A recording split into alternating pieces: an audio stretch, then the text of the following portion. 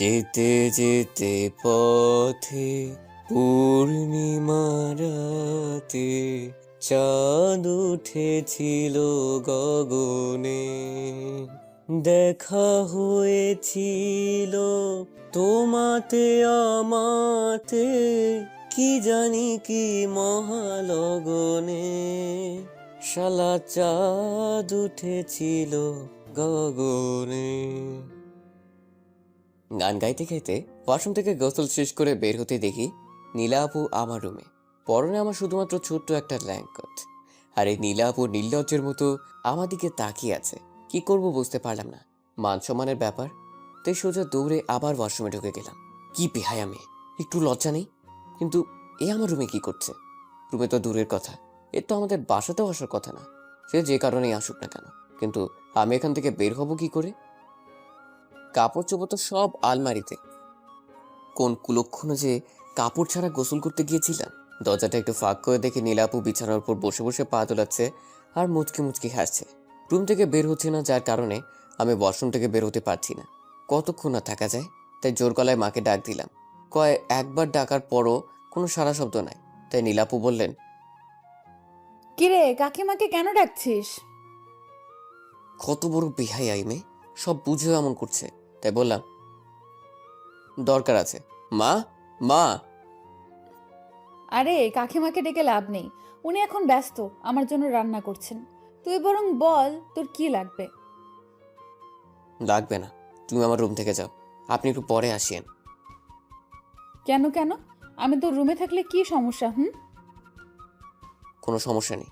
আরে বাবা, আমি কাপড় পরবো। তো কি হয়েছে, পর না। আমি কি তোকে আটকিয়ে রাখছি? কেমনটা লাগে বলুন তো?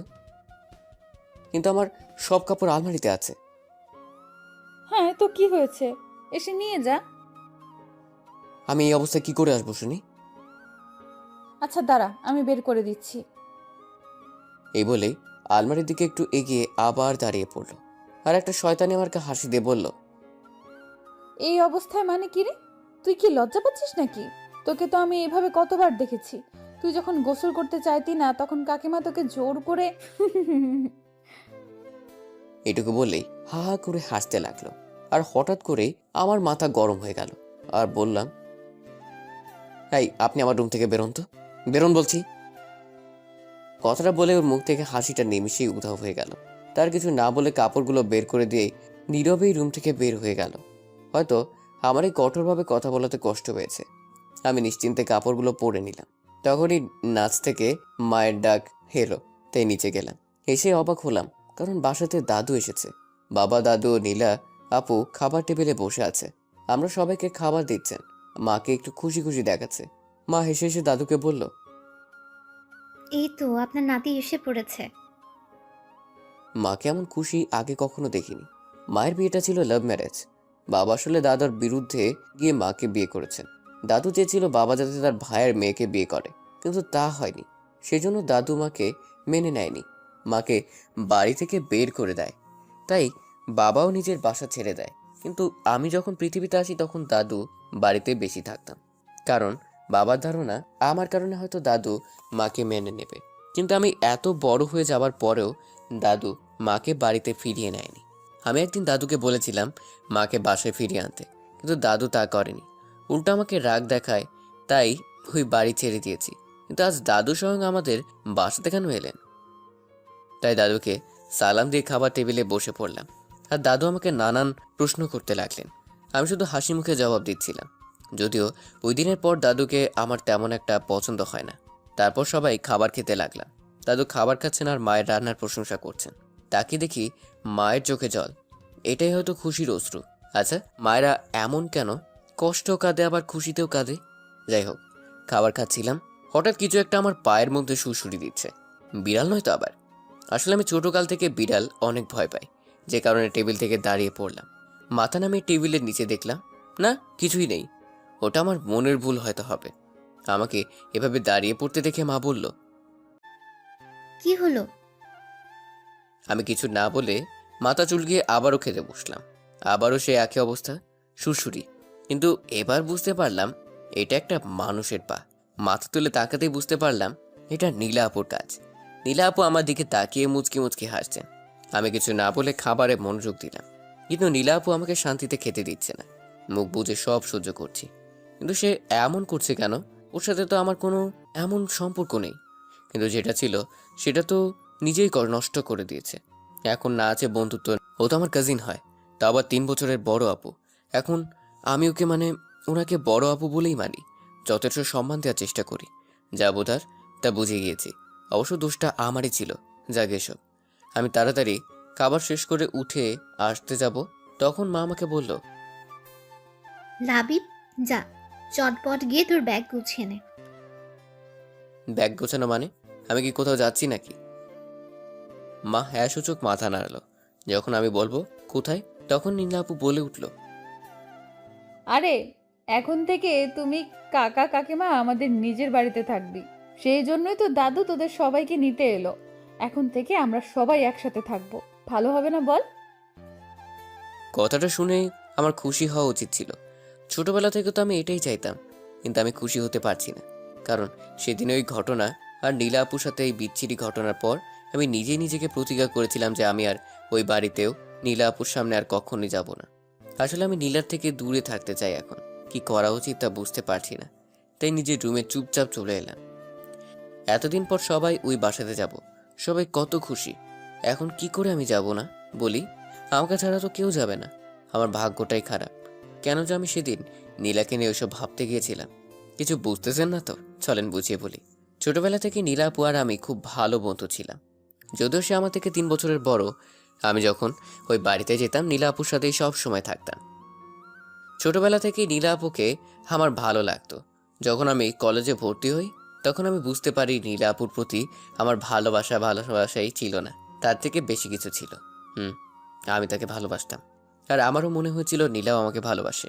এর অনেক কারণ ছিল, যেমন নীলা আপু আমাকে অনেক কেয়ার করতো, আমি ঠিক সময় খাবার খেয়েছি কিনা, পড়তে বসেছি কিনা, ইত্যাদি ইত্যাদি। আর সুযোগ পেলেই দুজনে ঘোরাঘুরি করতাম আর খাওয়া দাওয়া। ফোনে তো কথা হতো ঘন্টার পর ঘন্টা। কথা বলা শুরু করলে তো শেষই হয় না। আমি যদিও নীলাকে তুমি করে বলতাম, কিন্তু সে আমাকে তুই করেই বলতো, যার কারণে আমি দ্বিধায় ছিলাম যে সে আমাকে ভালোবাসে কিনা। আমি আসলে পড়াশোনায় বরাবরই একটুখানি গিয়েছিলাম আর কি, আর পরীক্ষার খাতায় আশপাশ করে লিখেই পাশ করে যেতাম। তো সেই কারণে আমার ক্লাসমেট ঋতুকে পরীক্ষার আগে থেকেই তল্লাই কথা শুরু করেছিলাম। প্রতিদিন ওকে এখানে ওখানে ঘুরতে নিয়ে যেতাম, ওর পছন্দের খাবার খাওয়াতাম, ও শপিং করাতাম। আর শপিংয়ে গিয়ে হয় যত বিপত্তি। সেখানে নীলা আপু আমাদের একসাথে দেখে নেয়, আর ঋতু বেচারিকে সবার সামনে থাপ্পড় দিয়েছিল। ঋতু গাল ডলতে ডলতে আমার দিকে তাকিয়েছিল। ও ভাবছিল আমি নীলাকে কিছু বলবো। নীলা আপু ছিল ঋতুর বড়, আর নীলার রাগী চোখ দেখে সে সেখান থেকে বিদায় নিয়েছিল। আমি শুধু অবাক দর্শকের মতো তাকিয়েছিলাম। তারপর নীলা আপু বলল, এই তোর পড়াশোনা? নীলা এর আগে কখনো আমার সাথে এত রাগী গলায় কথা বলেনি, তাই কথার খেই হারিয়ে ফেলে বললাম, আসলে না হয়েছে কি কি বলবো ঠিক বুঝে উঠতে পারছি না। তখনই নীলা বলে উঠল, আমি তোকে কতবার ফোন করেছিলাম দেখেছিস? সকালে ফোন রিসিভ করে আমাকে কিছু না বলতে দিয়েই বললি তোর পরীক্ষা, তাই তুই পড়ছিস, আর ফোন ধরলি না। তাই তোর বাড়িতে গিয়েছিলাম, তুই সেখানেও ছিলি না।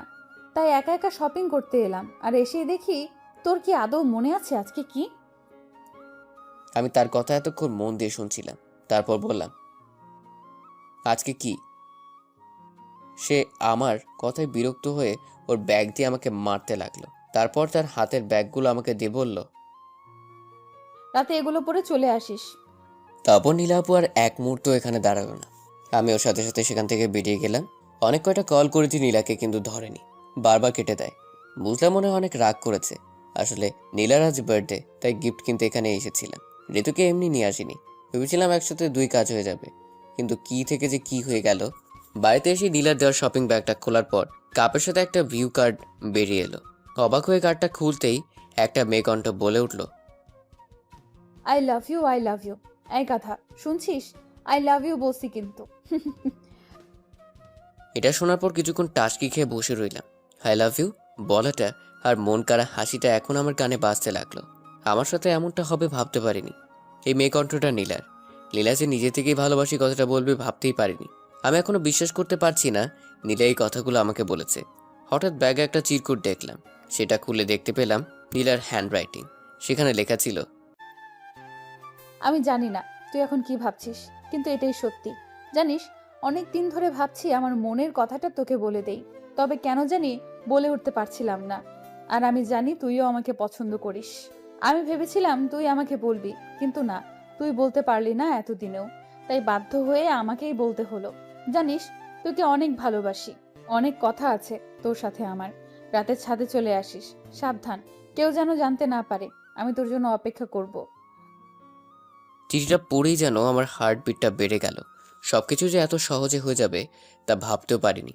হঠাৎ ফোনটা বেজে উঠল। ফোনটা হাতে নিয়ে দেখি এটা তো আমাদের ভার্সিটির বড় ভাই নিলয়। একদম ভদ্র একটা ছেলে, কিন্তু ওকে আমার একদমই পছন্দ না, কারণ এ হলো নীলার ক্লাসমেট। ফকিন্ডি সবসময় নীলার সাথে সাথেই ঘুরঘুর করে। নীলাও কিছু খালি ওর কথাই টেনে আনবে। যাই হোক, ফোনটা রিসিভ করলাম। হ্যালো, আসসালামু আলাইকুম। কেমন আছেন নীলা ভাই? হুম, ভালোই। তুমি কেমন আছো? আমিও ভালো আছি। কিছু বলবেন ভাইয়া? হুম, ওই আসলে নীলা কি কখনো আমার সম্পর্কে কিছু বলেছে তোমাকে? মানে, ঠিক বুঝলাম না ভাইয়া। তখনই মনে হলো কোনো নারী কণ্ঠ নিলয়কে ডাকছিল। তার কিছু না বলে সে ফোনটা রেখে দিল। অতঃপর সন্ধ্যাবেলা তৈরি হয়ে সোজা নীলাদের বাড়ি এলাম। বাবা মা কেউ আসেনি। বাসাতে ঢুকে দাদু, আঙ্কেল ও আন্টির সাথে দেখা হলো। মনে হয় তেমন কোনো মানুষকে ইনভাইট করেনি। সেটা সবাই পরিচিত মানুষ আর নীলার বন্ধু বান্ধবতার মাঝে নীলা ছিল। আর এটাই হলো এই বাড়ির নিয়ম, খুব পরিচিত লোক ছাড়া কাউকে ডাকা হয় না। সবাইকে দেখতে পেলেও নীলাকে দেখতে পাচ্ছিলাম না। আন্টিকে জিজ্ঞেস করতেই বলল ও রুমে রেডি হচ্ছে। কথাটা বলেই আবার বলল ওই তো নীলা এসে পড়েছে। আমার সাথে সাথে সবাই সিঁড়ির দিকে তাকালো। আমি তো শুধু অবাক হয়ে তাকিয়ে রয়েছি, কারণ নীলা আজ একটা আকাশি নীল শাড়ি পরেছে। আর আমি যতটুকু জানি শাড়ি পরা ওর পছন্দ করে না, কিন্তু ওকে খুব সুন্দর লাগতেছে শাড়িতে। নীলা নিচে এসেই আমার দিকে তাকিয়ে অন্যদিকে চলে গেল। কারণ হলো আমি ওর বার্থডে ভুলে গিয়েছিলাম। তারপর আর কি, কেক কাটা হলো। একটু পর দেখি নীলা পেছনের দিকে তাকিয়ে ছাদের দিকে যাচ্ছে। চিরকুটে তো আমাকে ছাদে যেতে বলেছিল। তখন আমি ছাদের দিকে পা বাড়াতে পেছন থেকে আন্টিটিকে বলল দাদু নাকি ওষুধ শেষ হয়ে গেছে, তাই আমাকে যেতে হবে। এত লোক থাকতে আমাকেই বলতে হলো। এই কথা তো আর আন্টির মুখের উপর বলতে পারি না। তাই একটা হাসি দিয়ে ফার্মেসিতে গেলাম। ওষুধ এনে আন্টির হাতে দেওয়ার এক মুহূর্ত দেরি না করে ছাদে গেলাম। আমার মনের ভিতরে একটা উত্তেজনা কাজ করছে। আমার মনটা খুব অশান্ত হয়ে গেছে। ছাদের দরজার কাছে এসে একটা বড় নিঃশ্বাস ছেড়ে নিজেকে একটু শান্ত করে নিলাম। হাসি মুখে দরজাটা খুলেই ছাদে পা রাখতেই আমার মাথায় যেন আকাশ ভঙ্গে পড়ল। এটা আমি কি দেখছি? নীলা আর নিলয় দুজনে খুব কাছাকাছি দাঁড়িয়ে আছে, কিন্তু এখন ওই হারামি নীলাকে কিস করার চেষ্টা করছে। যদিও নীলা বাধা দিচ্ছে আর না করছে, আমি অবাক হচ্ছি নীলার এই কাজের জন্য। ওর এখন উচিত ছিল নিলয়কে থাপ্পড় মারা, কিন্তু নীলা তেমন কিছু করছে না। আমার মাথায় যেন আগুন ধরে গেল। তাই সামনে এগিয়ে গিয়ে শরীরের সমস্ত শক্তি দিয়ে নিলয়কে একটা লাথি মারলাম। লাথিকে সে টাল না সামলাতে পেরে নিচে পড়ে গেল। আমি আবার ওকে আর কয়েকটা লাথি মারলাম। এবার লাথিটা মুখ বরাবর গিয়ে পড়েছে, তাই ব্যথায় হারামজাদা চেঁচিয়ে উঠল। আমার তাতে কি, কলার ধরে উঠিয়ে মুখ বরাবর একটা ঘুষি মারলাম। যখনই আরেকটা মারতে যাব, নীলা এসে পেছন থেকে বাধা দিল, বলল লাবিব, ছাড় ওকে। কি করছিস? ও ব্যথা পাচ্ছে, ওর কষ্ট হচ্ছে, ছাড় বলছি। কে শোনে কার কথা। নীলাকে সরিয়ে দিয়ে আর একটা পেট বরাবর দিলাম। শালায় আবার চেঁচিয়ে উঠল, নিজেকে আমার থেকে ছাড়ানোর চেষ্টা করলো। তখন নীলা আমাকে সর বলে একটা ধাক্কা দিল। আমি ধাক্কাকে দূরে সরে গেলাম। আর নীলা দৌড়ে গিয়ে নিলয়কে উঠাতে উঠাতে কান্না সরে বলল, তুমি ঠিক আছো তো? তুমি ঠিক আছো তো? আশ্চর্য, আমি নিলয়কে মারছি বলে নীলা এইভাবে রিয়েক্ট করছে কেন? তাই আমি বললাম, আরে নীলা আপু, তুমি পাগল হলে নাকি? ও তো আমার কথা শেষ না করতে না করতেই আমার গালে ঠাস করে একটা থাপ্পড় দিল।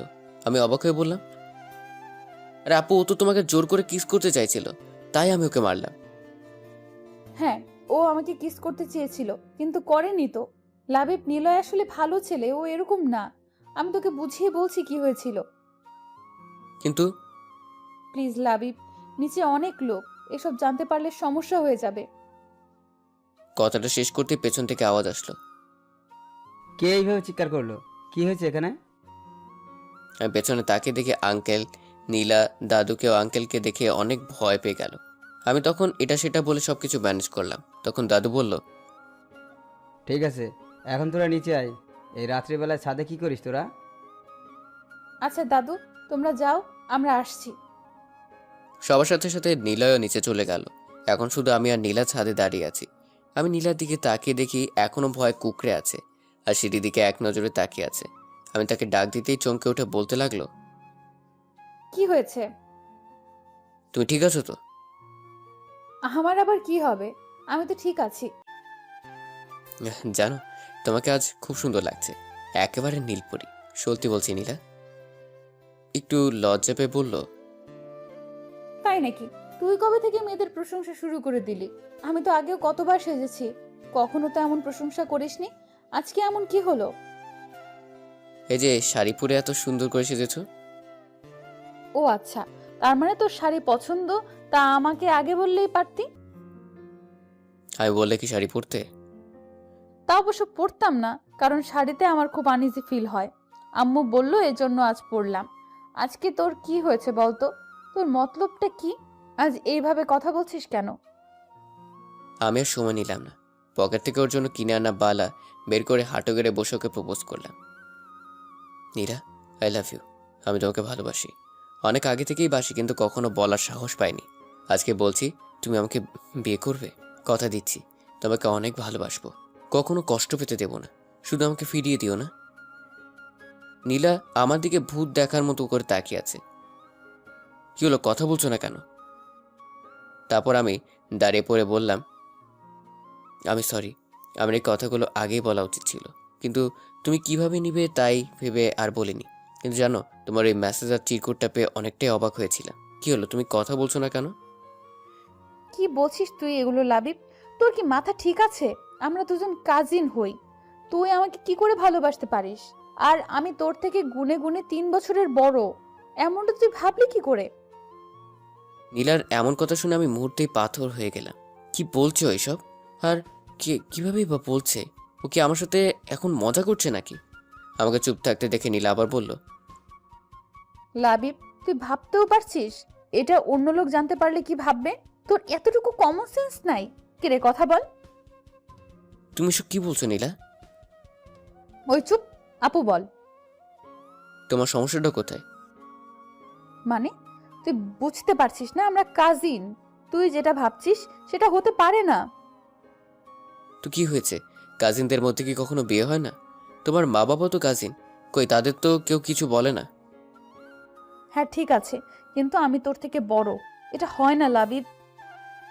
এবার আমার মাথায় রাগ উঠে গেল, তাই বললাম, তোমার সমস্যা কি? এমন উল্টাপাল্টা কথা বলছো কেন? তুমি নিজেই তো আমাকে আগে ভালোবাসার কথাটা জানালে, আর এখন কী সব উল্টাপাল্টা বলছো? শোনো, এটা কোনো মজার বিষয় নয়, এটা আমার জীবনের প্রশ্ন, আমার ভালোবাসার প্রশ্ন। আমি তোকে কখন বললাম যে আমি তোকে ভালোবাসি? আরে আজকেই তো বললে। দেখ লাবিব, আর ফাজলামো নয়, অনেক সহ্য করেছি। আরে তুমি তো আমাকে ভয়েস মেসেজ আর চিরকুটটা দিলে, তুমি তো বললে আমাকে ভালোবাসো, এখন এমন করছো কেন?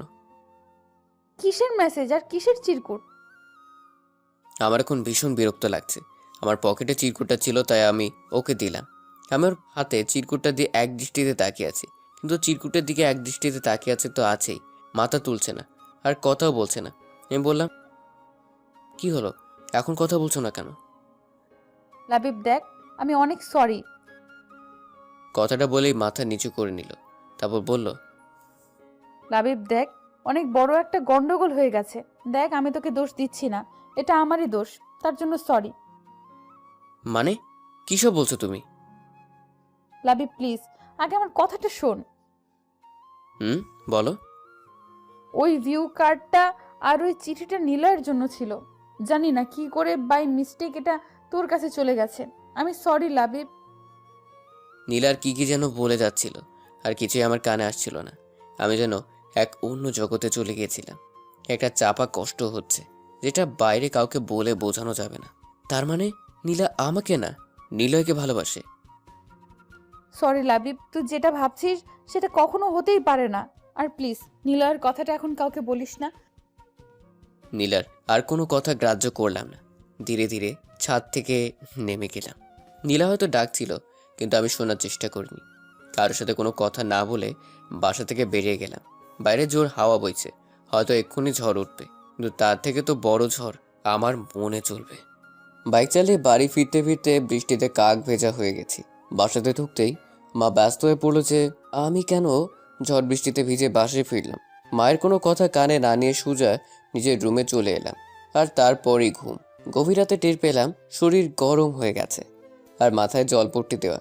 কিছু না, অভ্যাস মতোই জ্বর চলে এসেছে। ছোটবেলা থেকেই এটা চলছে, একটু বৃষ্টিতে ভিজলে কঠিন জ্বর চলে আসে। মা জানতো আমার জ্বর আসবে, তাই আমার রুমে চলে এসেছে। আমাকে চোখ খুলতে দেখে মা বলল, কি রে বাবা, কষ্ট হচ্ছে খুব? তুই কেন শুধু শুধু বৃষ্টিতে ভিজতে গেলি? আমি তোকে এত বলি, তারপরেও আমার একটা কথাও শুনিস না তুই। মায়ের কথা শুনে আমার নীলার কথা মনে পড়ে গেল। নীলাও সবসময় আমাকে বৃষ্টিতে ভিজতে বারণ করতো। ওর কথাটা মনে উঠতে যেন বুকের ভিতর কষ্টটা আরো বেশি নাড়াতে উঠল। অতপর মায়ের কোলে মাথা রেখে কেঁদে দিলাম। মা জিজ্ঞেস করলো কি হয়েছে, কিন্তু আমি কিছুই বলিনি। তারপর একসময় ঘুমিয়ে পড়ি। যখন চোখ খুললাম তখন মাথায় একটা শীতল হাতে স্পর্শ পেলাম। তাকে দেখি নীলা বসে আছে আর আমার মাথায় জলপট্টি দিয়ে দিচ্ছে। আমাকে চোখ খুলতে দেখে আমার দিকে তাকে একটা মিষ্টি হাসি দিল আর বলল, কিরে, এখন কেমন লাগছে? আমি কিছু না বলে ওর মুখের দিকে তাকিয়ে রইলাম।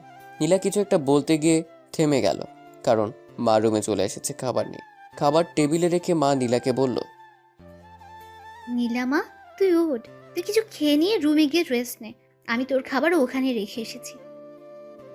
কাকিমা, আমি পরে খাবো, তুমি বরং খাবারটা আমাকে দাও, আমি লাবণীকে খাইয়ে দিচ্ছি।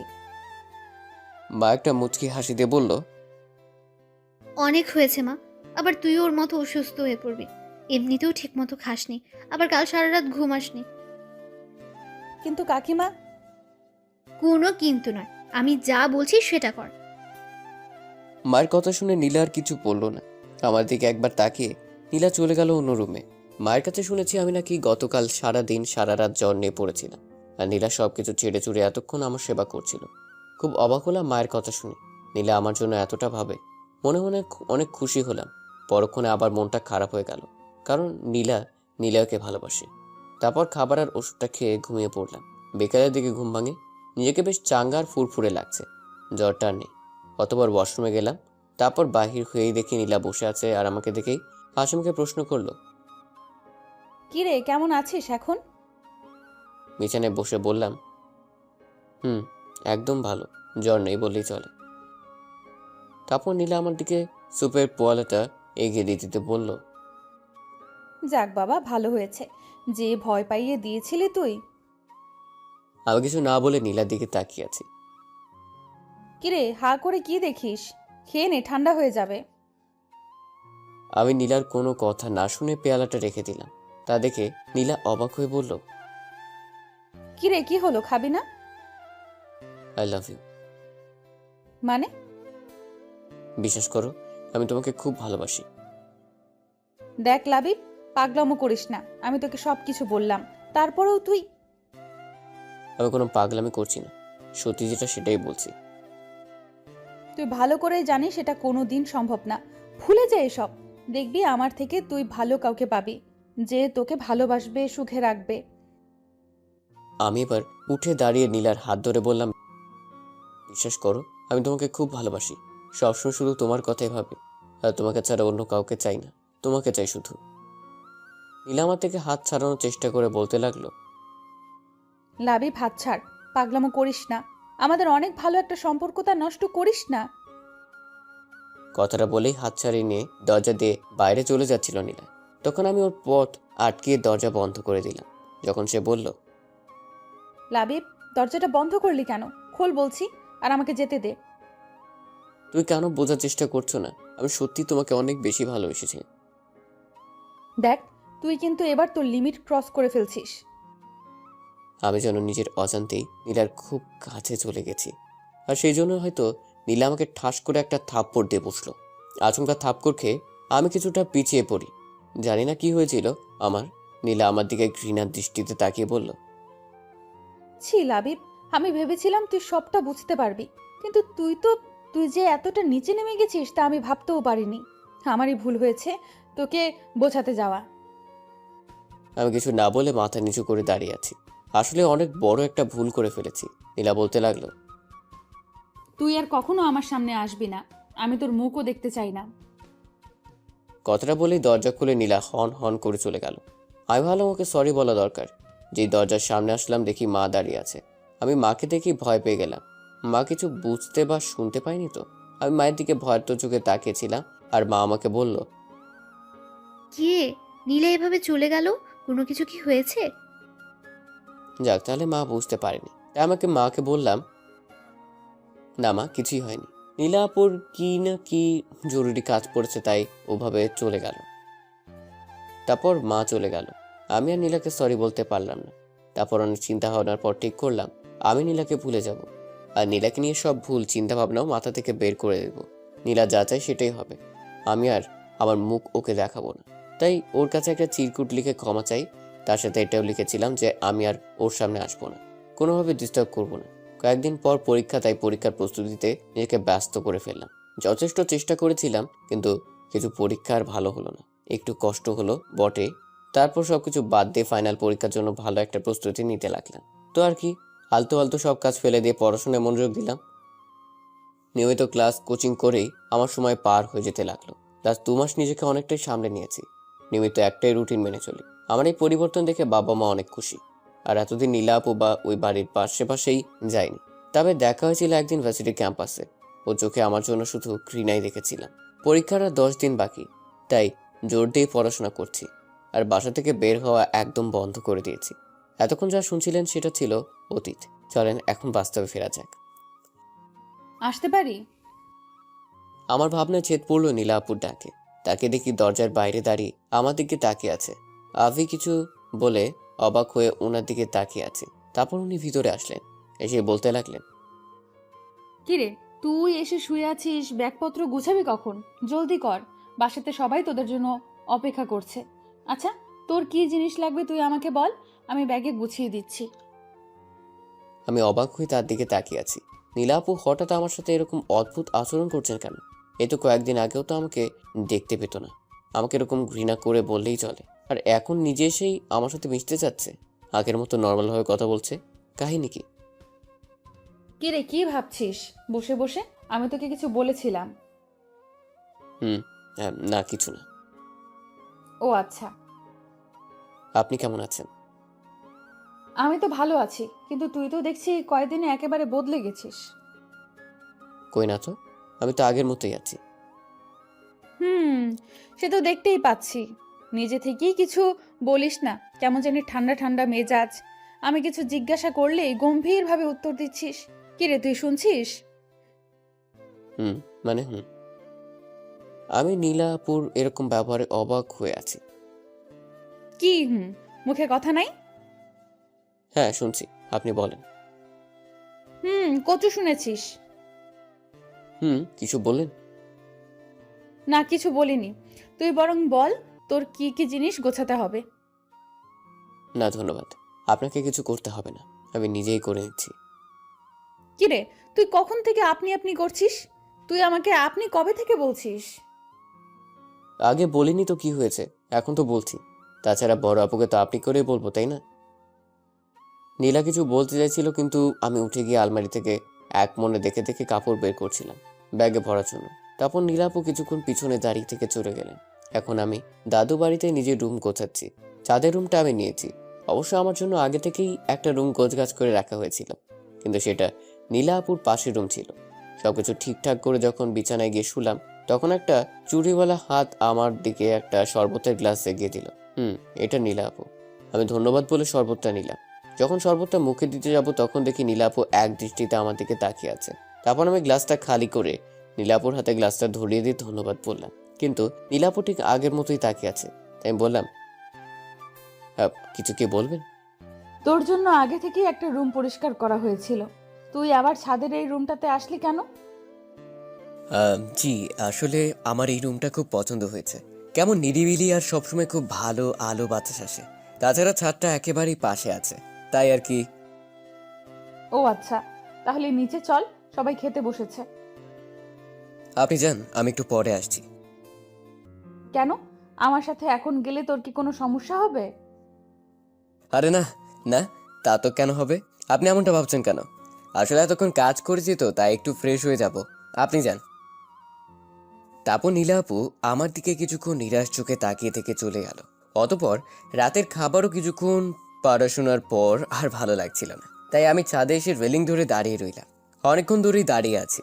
হঠাৎ কারো পায়ের শব্দে পেলাম, পিছনে তাকিয়ে দেখি নীলা আপু দাঁড়িয়ে আছে। মুখে মিষ্টি একটা হাসি লেগে আছে, পরনে আবার একটা শাড়ি। আমি একটুখানি তাকিয়ে আবার ঘুরে দাঁড়ালাম। সামনের দিকে তাকিয়ে থেকে জিজ্ঞেস করলাম, আপনি এত রাতে ছাদে কি করছেন? আগে তুই বল, তুই এত রাতে এখানে দাঁড়িয়ে আছিস কেন? আর পড়তে ভালো লাগছিল না, তাই এখানে এসেছি। আমিও এর জন্যই আসছি। ও আচ্ছা, বলে নিজের মতো দাঁড়িয়ে রইলাম। কিছুক্ষণ পর পেছন থেকে নীলা আপু রাগী গলায় বলল, আচ্ছা, তোর সমস্যা কি বলতো? আমার আবার কি সমস্যা হবে? না তো, আমার কোনো সমস্যা নেই। এদিক ওদিক আমার দিকে তাকিয়ে কথা বল। কি বলবো? আচ্ছা, তুই কি আমার উপরে রেগে আছিস নাকি ইগনোর করছিস? কি আশ্চর্য, আমি আপনার উপর রাগ করলাম কখন? আর আপনাকে ইগনোরই বা কোথায় করলাম? তাহলে আমি তোর সাথে কথা বলতে চাচ্ছি, কিন্তু তুই তো আমার সাথে কথা বলতেই চাচ্ছিস না। আর কি কখন থেকে আপনি আপনি করছিস? কোথায় কথা বলছি না? আমি তো আপনার তাকে ঠিকভাবে কথা বলছি। লাবি প্লিজ, এরকম করিস না। আমার আর ভালো লাগছে না। তুই আবার আগের মতো কথা বল না। আগে তো কত বকবক করতি, বকবক করে আমার মাথা গরম করে দিতি। নীলাপু এটা কেন, ওটা কেন, আর এখন কি হয়েছে তোর? কিছুই হয়নি। আগে আপনাকে বিরক্ত করতাম, তার জন্য সরি। আপনার সাথে অনেক বাজে ব্যবহার করেছিলাম, তার জন্য সরি। আবার এখানে এসেও আপনাকে অস্বস্তির মধ্যে ফেলে দিলাম, তার জন্য সরি। আসলে আমার এছাড়া কোনো উপায় ছিল না, মায়ের কথা এখানে আসতেই হলো। আমি তোকে কি বলছি আর তুই কি বলছিস? তুই ওই দিনের জন্য এমন করছিস, তাই না? আচ্ছা, আমি সরি। তোকে ওই দিন থাপ্পড় মারা আর ওই রকম কথাগুলো বলা আমার একদমই উচিত হয়নি। আমি হয়তো একটু বেশি বেশি করে ফেলেছিলাম। আপনি সরি বলছেন কেন? আসলে আমি ওই দিন কাজই এমন করেছিলাম। আপনার জায়গায় যে কেউ থাকলেও এমনই করতাম, হয়তো তার থেকে বেশি কিছুই করতো। আপনি তো শুধু... তাহলে তুই আমার সাথে ঠিক করে কথা বলছিস না কেন? সব ভুলে গিয়ে আবার আগের মতো হয়ে যা না। আমরা আবার আগের মতো মজা করে থাকবো একসাথে। তোর মনে আছে আমরা ছোটবেলা থেকে এই চেষ্টা করতাম যেন সবাই একই বাসাতেই থাকতে পারি? এখন তো আমরা সবাই একই সাথেই আছি, কিন্তু তুই কেমন জানি হয়ে গেছিস। আগের মতো হয়ে যা না প্লিজ। এখন তো সব কিছু ঠিক হয়ে গেছে।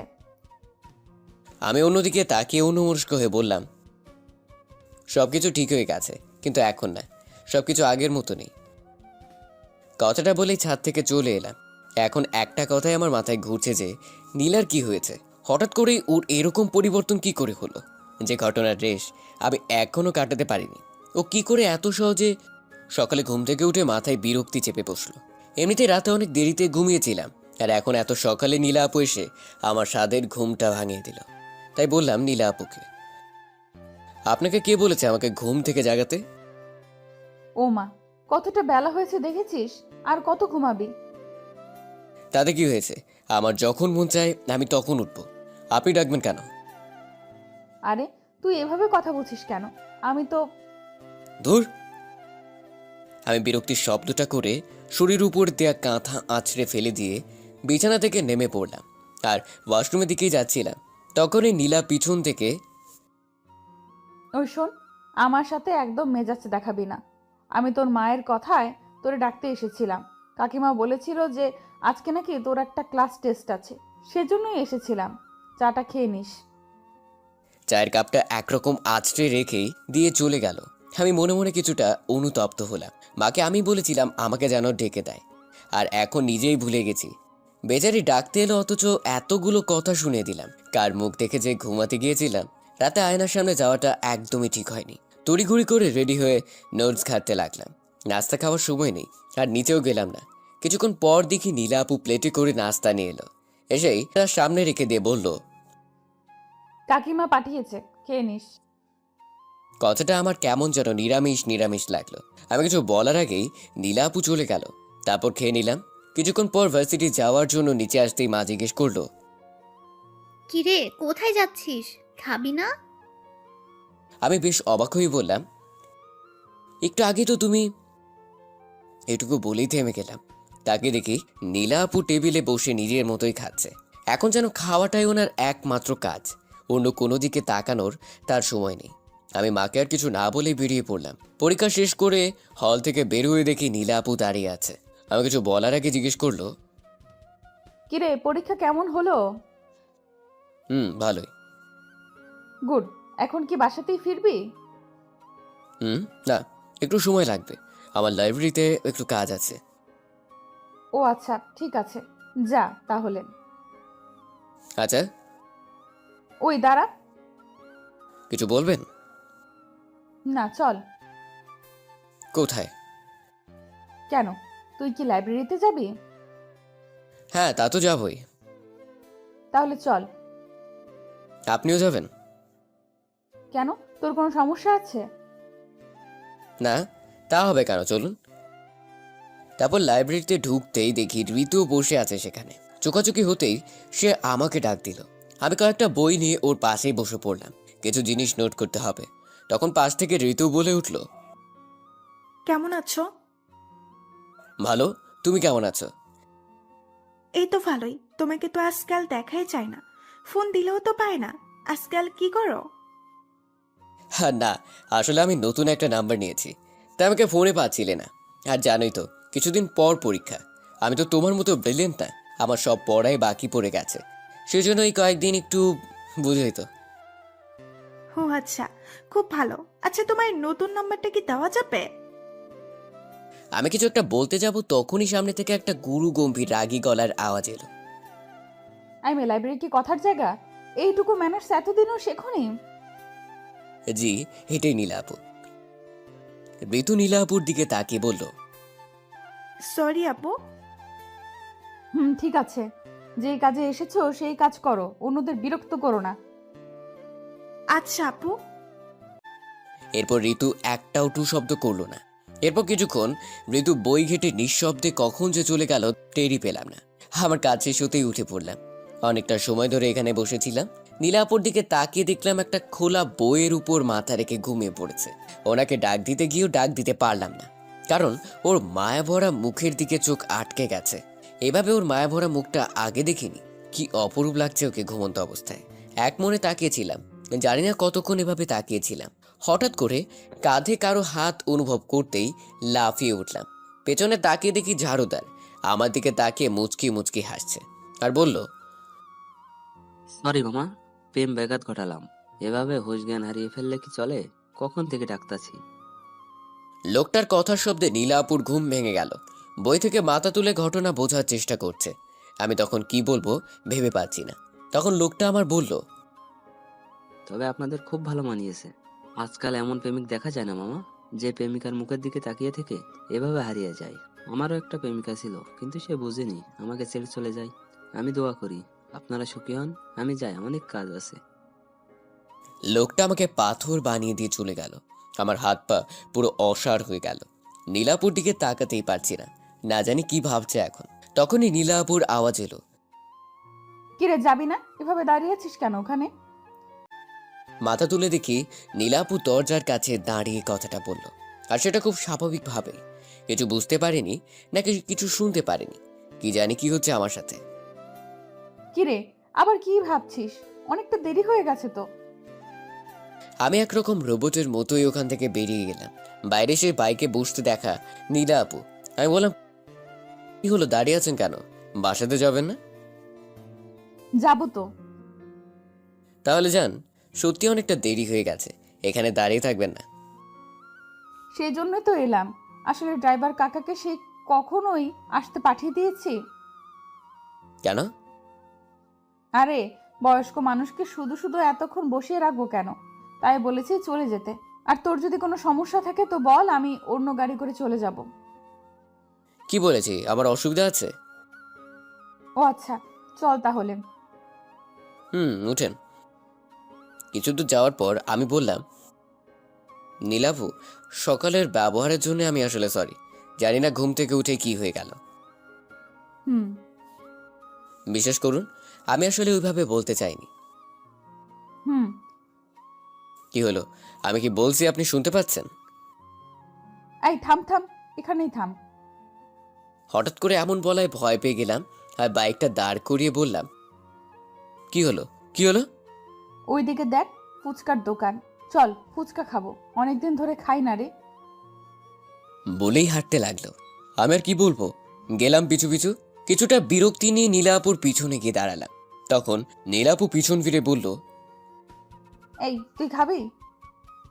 আশ্চর্য, এখানে এসেছি যখন নিশ্চয়ই খাবো। তাই কিছুটা বিরক্তি নিয়ে বললাম, না খাবো না। আচ্ছা ঠিক আছে, ওই মামা শুধু আমাকেই দেন। বিষয়টা অপমানজনক, তাই পিছনের চেয়ারটাতে ঠাস করে বসে পড়লাম। আর নীলাপু ফুচকার প্লেটটা নিয়ে আমার পাশের চেয়ারটাতেই বসলো। একা একা খাচ্ছি, আমি যে হা করে বসে আছি তা আর দেখলো না। আমি নিরুপায় হয়ে বসে আছি, বলতেও পারছি না আমিও খাবো। আমি তো অনেক দিন ধরে খাই না। তখন হঠাৎ করে আমার চোখটা আটকে গেল সামনের আর একটা দোকানে। উঠে দাঁড়িয়ে ভালো করে দেখে নিলাম, হ্যাঁ, এটা তো নিলয়। সাথে একটা শাড়ি পরা মেয়ে খুবই ক্লোজ ভাবে বসে আছে আর একে অপরকে খাইয়ে দিচ্ছে। তারপর আমি কিছুক্ষণ তাদের দিকে তাকিয়েছিলাম আর নীলাপুকে বললাম, নীলাপু, নীলাপু, হুম, কি হয়েছে? ওটা নিলয় ভাইয়া না? কিন্তু নীলাপু ওইদিকে একবার তাকিয়ে আমাকে বলল, হুম, তো ওনার সাথে তো একটা। ওটা ওর বউ। আমি অনেকটা অবাক হয়ে নীলাপুর দিকে তাকিয়ে রইলাম। কি হলো ব্যাপারটা? এত বড় একটা জিনিস এত সহজে বলছে। আমি অবাক হয়ে বসে বসে এটাই ভাবতে লাগলাম। কি রে, এখানে বসে থাকবি নাকি? চল, বাড়ি ফিরতে হবে। কথাটা বলেই হাঁটতে লাগলো। আমি থ হয়ে দাঁড়িয়ে রইলাম। আসলে ঘটনা কি, এদিকে নীলাপু বাইকের কাছে দাঁড়িয়ে আছে, তাই আমি গিয়ে বাইকে উঠে পড়লাম। এখন নীলাপুকে কিছু জিজ্ঞেস করা যাবে না, যেভাবে দাঁড়িয়ে আছে মনে হয় না কিছু বলবে। সুযোগ বুঝে সব জানতে হবে। তারপর বাসাতে ফিরলাম। রাতে বিছানায় বসে শুয়ে শুয়ে পড়ছিলাম। বই পড়া বললে ভুল হবে, বই শুধু খুলেই রেখেছি। মন তো পড়ে আছে নীলাপুর বিষয়গুলো নিয়ে। একটু পর পানি পিপাসা লেগে গেল, কিন্তু বোতলে তো পানি নাই। নিচে যাওয়ার মুড নাই, তাই মাকে কয়েকটা চিল্লানি দিলাম। তারপর বউয়ের দিকে মনোনিবেশ করার চেষ্টা করলাম। অনেকটা সময় হয়ে গেল কিন্তু মা আসছে না, তাই আবারও চিল্লানি দেওয়ার জন্য হা করলাম। কিন্তু তার আগেই নীলা আপু এসে দাঁড়িয়ে আছে। রুমে ঢুকলো কখন টের তো পেলাম না। কি রে, এইভাবে গরুর মতো চিল্লাচ্ছিস কেন?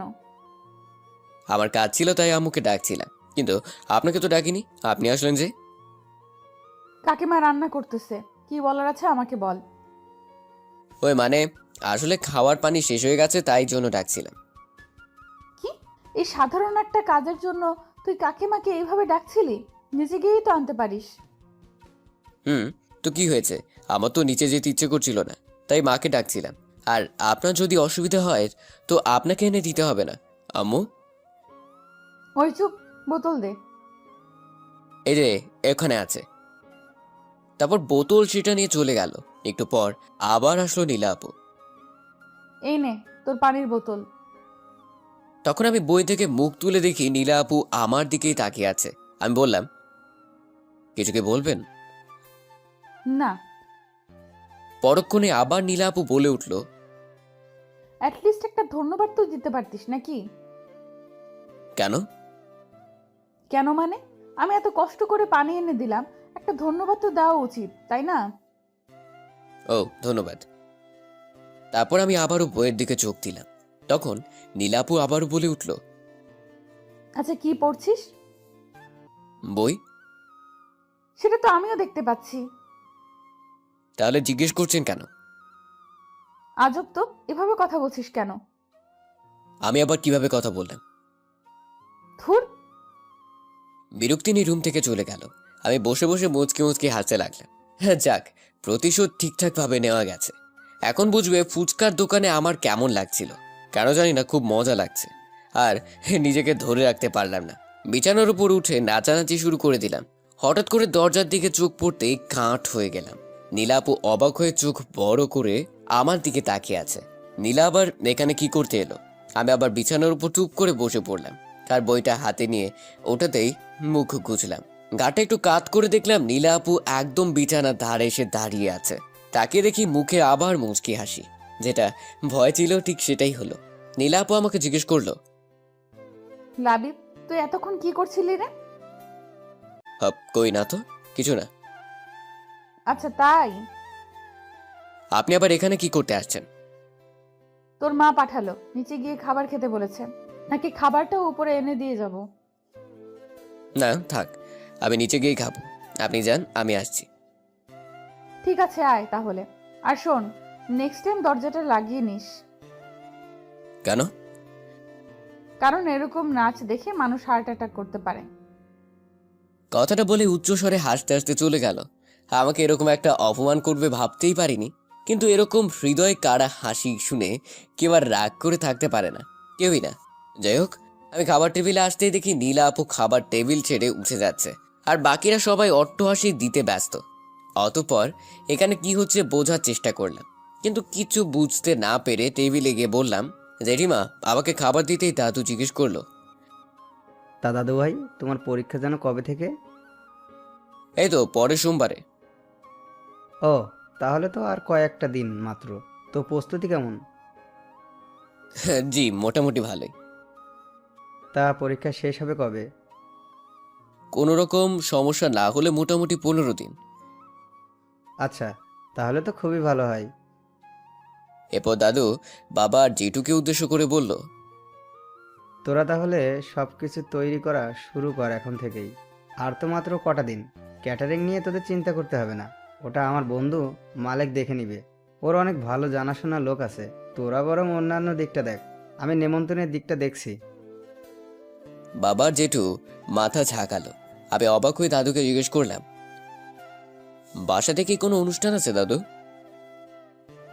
আছে তো। কিন্তু কিসের অনুষ্ঠান? তখন মা পিছন থেকে বলল। কিসের আবার বিয়ের অনুষ্ঠান? আমি হকচকিয়ে বললাম, বিয়ে? কার বিয়ে? কার আবার? আমাদের নীলার। কি, নীলা আপুর বিয়ে? হ্যাঁ, এতটা অবাক হচ্ছিস কেন? আমাদের মেয়ে যখন বড় হয়েছে তখন বিয়ে তো দিতেই হবে। কতদিন আর এভাবে বসিয়ে রাখবো? হ্যাঁ তা ঠিক আছে, কিন্তু কার সাথে? তখন জেঠিমা বলল, আরে সেটা বড় কথা না, বড় কথা হলো নীলার ছেলেটাকে পছন্দ হয়ে গেছে। এতদিন কত সম্বন্ধ এলো, কিন্তু নীলার কাউকে পছন্দ হয়নি, কিন্তু এবারে এক কথায় রাজি।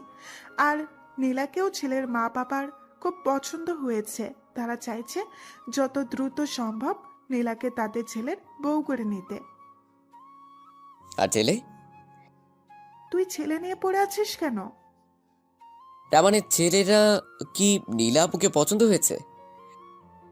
আরে এমন কোনো ছেলে আছে যে আমাদের নীলাকে পছন্দ করবে না? তাছাড়া ছেলের মা বাবাও বলেছে যে আমাদের পছন্দ মানে ছেলের পছন্দ। কত ভালো ছেলে বল, আজকাল কি এমন ছেলে পাওয়া যায়? আমার নীলাটা খুব ভাগ্যবতী। আমি শিওর এই ছেলে আমার মেয়েকে অনেক ভালো রাখবে। ও। আমি মাথা নিচু করে আমার খাবার খেতে লাগলাম। বাকিরা নিজেদের মধ্যে কথা বলছে, কি হলো এটা? নীলাপুর বিয়ে ঠিক হয়ে গেছে আর নীলাপুর আছি। ভালোই, আমার তাতে কি? আমার এসব নিয়ে ভেবে কি করব? এসব বলে নিজেকে বোঝাচ্ছি ঠিকই, কিন্তু কোথায় যেন একটা অস্বস্তি অনুভব হচ্ছে। খাবার শেষে সোজা চলে এলাম, বিছানায় এসে চুপ করে বসে আছি। না, আসলে আমি ভুল ভাবছি। বারবার একই ভুল কেন করছি? আসলে এখানে এসে নীলাপুর ব্যবহারে আমি অনেক কিছুই ভেবেছিলাম। ভালোই হয়েছে, এত তাড়াতাড়ি ভুলটা ভেঙে গেছে। রুমে আর ভালো লাগছে না, তাই ছাদে চলে আসলাম। ছাদের মধ্যে এসে অন্যদিকে তাকিয়ে রইলাম। আবার সেই কষ্টটা নাড়া দিয়ে উঠল। কেন সব ভাবতে লাগলাম? হঠাৎ ছাদের অন্যদিকে চোখ গেল, দেখি নীলা আপু ছাদের ব্যালকনিতে হেলান দিয়ে ফোন টিপছে। হয়তো আগে থেকে এখানে এসেছে, নয়তোবা আমার পরে। এলো তো এলোই, আমাকে দেখলোই না। ভেবেছিলাম আজকে নীলা আপুকে নিলয়ের ব্যাপারটা জিজ্ঞেস করব, কিন্তু এখন আর তা জানার ইচ্ছে নেই। জেনেই বা কি করবো? দেখে মনে হচ্ছে কারোর সাথে মন দিয়ে চ্যাটিং করছে। থাক, আর ডিস্টার্ব না করি। যেই ছাদ থেকে নিচে নামতে যাব তখনই নীলা আপু ডাক দিল আমাকে। মুখে দেখি হাসি লেগে আছে। বাহ, নিজের বিয়ের খবর শুনে এত খুশি?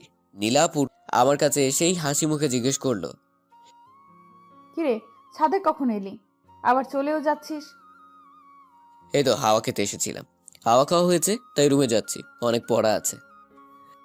ও, তোর তো আবার কিছুদিন পর পরীক্ষা। যা পড়তে বস গিয়ে। কোনো সমস্যা হলে আমাকে বলবি। আচ্ছা। আমি এটা বলেই চলে এলাম। আমি ভেবেছিলাম যে আমাকে ডেকে কথা বলবে, এভাবে যে তাড়িয়ে দিবে তা ভাবেনি। মুখে কি হাসি দেখো! আরে বাবা, বিয়ে হতে যাচ্ছে তাতে কি? এত আদিক্ষেতা দেখানোর কি আছে? ফালতু।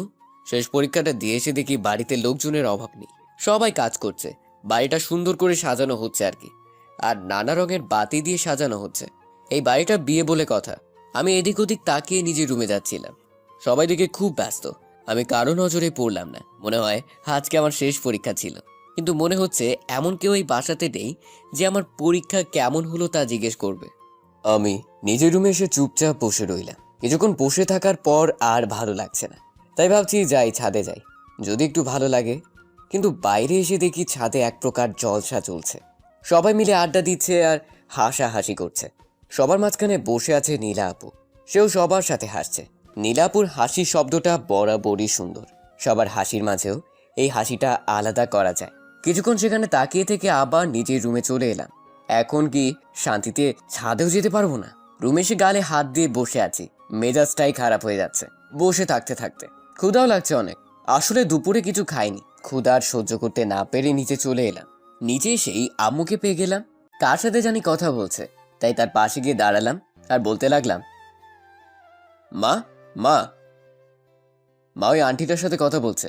আমি যে ডাকতেছি সেটা মনে হয় শুনতেই পাচ্ছে না। মা, এটা কি ধরনের ব্যবহার লাবিব? তুই দেখছিস না একজনের সাথে কথা বলছি?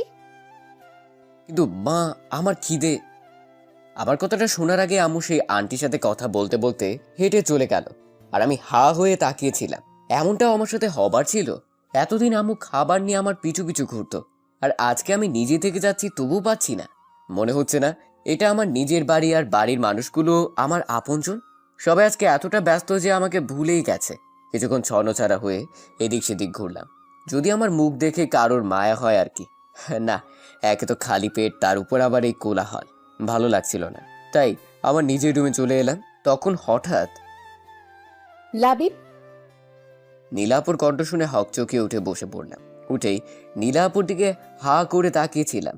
নীলাপু এখন বউ সাজে আছে, শুধু ঘোমটাটাই নেই মাথায় তার। অনেক সুন্দর লাগছে এই সাজে তাকে। মন চাচ্ছে অপলক তাকিয়ে থাকি। পরক্ষণে মনে হলো একটু পর ওর বিয়ে, তাই এসব ভেবে লাভ নেই। চোখ নামিয়ে জিজ্ঞেস করতে যাব আমার রুমে কেন। তার আগে নীলাপু বলল, লাবিব তোর পরীক্ষা কেমন হলো? আমি অবাক হয়ে মাথা ঝাঁকালাম, এটা জানার জন্য যে সে এই সময় এখানে কেন। আচ্ছা, তোর সাথে আমার একটা গুরুত্বপূর্ণ কথা ছিল। কি কথা বলুন। আসলে কি করে যে বলবো। সমস্যা নেই, বলেন। আসলে আরে নীলা, তুই এখন এখানে কি করছিস? দরজার কাছ থেকে মা এই কথাটা বলল। মার দিকে তাকাতেই নীলা আপু চমকে উঠল আর বলল, আসলে ওর সাথে আমার কিছু কথা বলার ছিল, সেই জন্যই। এখন আবার কি কথা তোর? পরে অনেক সময় পাবি কথা বলার জন্য, তখন বলিস। এখন যা, নিজের রুমে যা। নীলা আপু আর কিছু না বলে আমার দিকে একবার তাকিয়ে মাথা নিচু করে চলে গেল। তখন মা আমার দিকে তাকিয়ে একটা হাসি দিয়ে বলল, নে, জলদি এগুলো পরে রেডি হয়ে নে। আমি মার হাতের দিকে তাকিয়ে দেখি বড় শেরওয়ানি আর পায়জামা। আমি অবাক হয়ে মার দিকে তাকালাম। তখন মা একটা মুচকি হাসি দিল। মায়ের সেই হাসিতে যেন আমি আমার সব উত্তর পেয়ে গেলাম। সাথে সাথে আমি আবেগে মাকে জড়িয়ে ধরলাম। তখন মা আমার কপালে একটা চুমু দিয়ে বলল, জলদি রেডি হয়ে নিচে চলে আয়, সবাই অপেক্ষা করছে। মা চলে যাওয়ার পর নিজে নিজেই হাসতে লাগলাম। তার মানে এতদিন বাসার সবাই আমার সাথে গেম খেলছিল, আর নীলাও কম কিছু করেনি।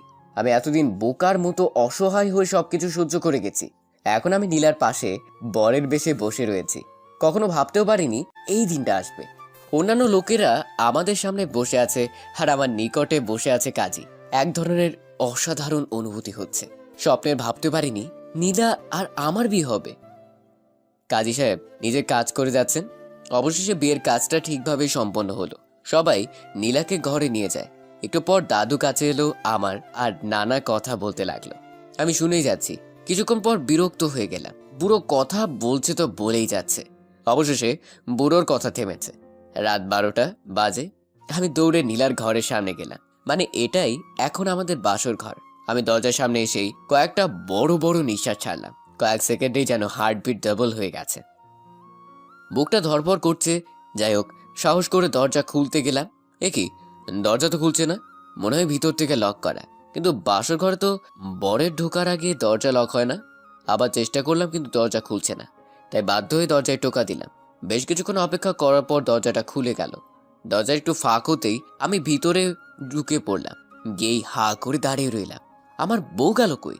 না মানে বউ আছে কিন্তু বউ আর বউ নেই। আমাকে এভাবে তাকিয়ে থাকতে দেখে সামনে দাঁড়িয়ে থাকা নীলা বলল, কিরে, এভাবে তাকিয়ে আছিস কেন? কি হয়েছে? তোমার বউয়ের সাজ কোথায়? ও আসলে ভীষণ অস্বস্তি হচ্ছিল, তাই খুলে ফেলেছি। তুই তো জানিস আমি এসবে কমফোর্টেবল না। ও আচ্ছা, আর একটু অপেক্ষা করলে কি হতো? অন্তত আমার জন্য একটু সহ্য করতেন। নীলার কিছু না বলে ঘুরে বিছানায় গিয়ে বসে পড়ল। দুজনেই চুপচাপ বসে রয়েছি, কেউ কিছু বলছি না। হ্যাঁ, নীলাকে দেখে খুব চিন্তিত মনে হচ্ছে, তাই আমি জিজ্ঞেস করলাম, কি হয়েছে? তোমাকে এমন দেখাচ্ছে কেন? কোনো সমস্যা? নীলা না সূচক মাথা নাড়িয়ে চুপ করে বসে আছে, আর কিছু একটা ভাবছে মনে মনে। আমি ওর দিকে ঘেঁষে বসে ওর হাতটা ধরলাম। নীলা আমাকে অবাক করে দিয়ে হাতটা ছাড়িয়ে নিয়ে উঠে দাঁড়ালো, আর এক নাগারে বলতে লাগলো, সরি লাবিব, আমাদের মাঝে কিছু হওয়া সম্ভব না। আমি তোকে স্বামী হিসেবে মেনে নিতে পারবো না। মানে কি? আমি কথাটা শুনে দাঁড়িয়ে পড়লাম। নীলা অন্যদিকে মুখ করে দাঁড়িয়ে আছে। আমি অবাক হয়ে, কি বলছো এসব? I am sorry Labib, but তোকে স্বামী হিসেবে মেনে নেওয়া আমার পক্ষে সম্ভব না। তুমি আমার সাথে মজা করছো নাকি? এটা কি কোনো মজা করার সময়? আমি কোনো মজা করছি না, আমি সিরিয়াস। কথাটা বলে নীলা আমার দিকে ঘুরে তাকালো। ওর চোখে জল ছলছল করছে। ওকে দেখে মনে হচ্ছে ও সিরিয়াস, কিন্তু কেন? এত সবকিছু হয়ে যাবার পর এমনটা কেন? আমি যতটা জানি, নীলার এই বিয়েতে যথেষ্ট সম্মতি ছিল, যার কারণে আজকে আমাদের বিয়ে হয়েছে। দেখো, আমি সত্যিই বুঝতে পারছি তুমি কি বলছো, কিন্তু এখন এসব বলার মানে কি? আর কেনই বা বলছো? আমি সরি লাবিব। আর কাঁদছো কেন? বিশ্বাস কর, আমি তোকে কষ্ট দিতে চাইনি, আর ঠকাতেও চাইনি। আমি অনেক চেষ্টা করেছিলাম। মানে কি? কি হয়েছে একটু বলবে? আর এই কান্নাকাটি বন্ধ করো। আমি সরি।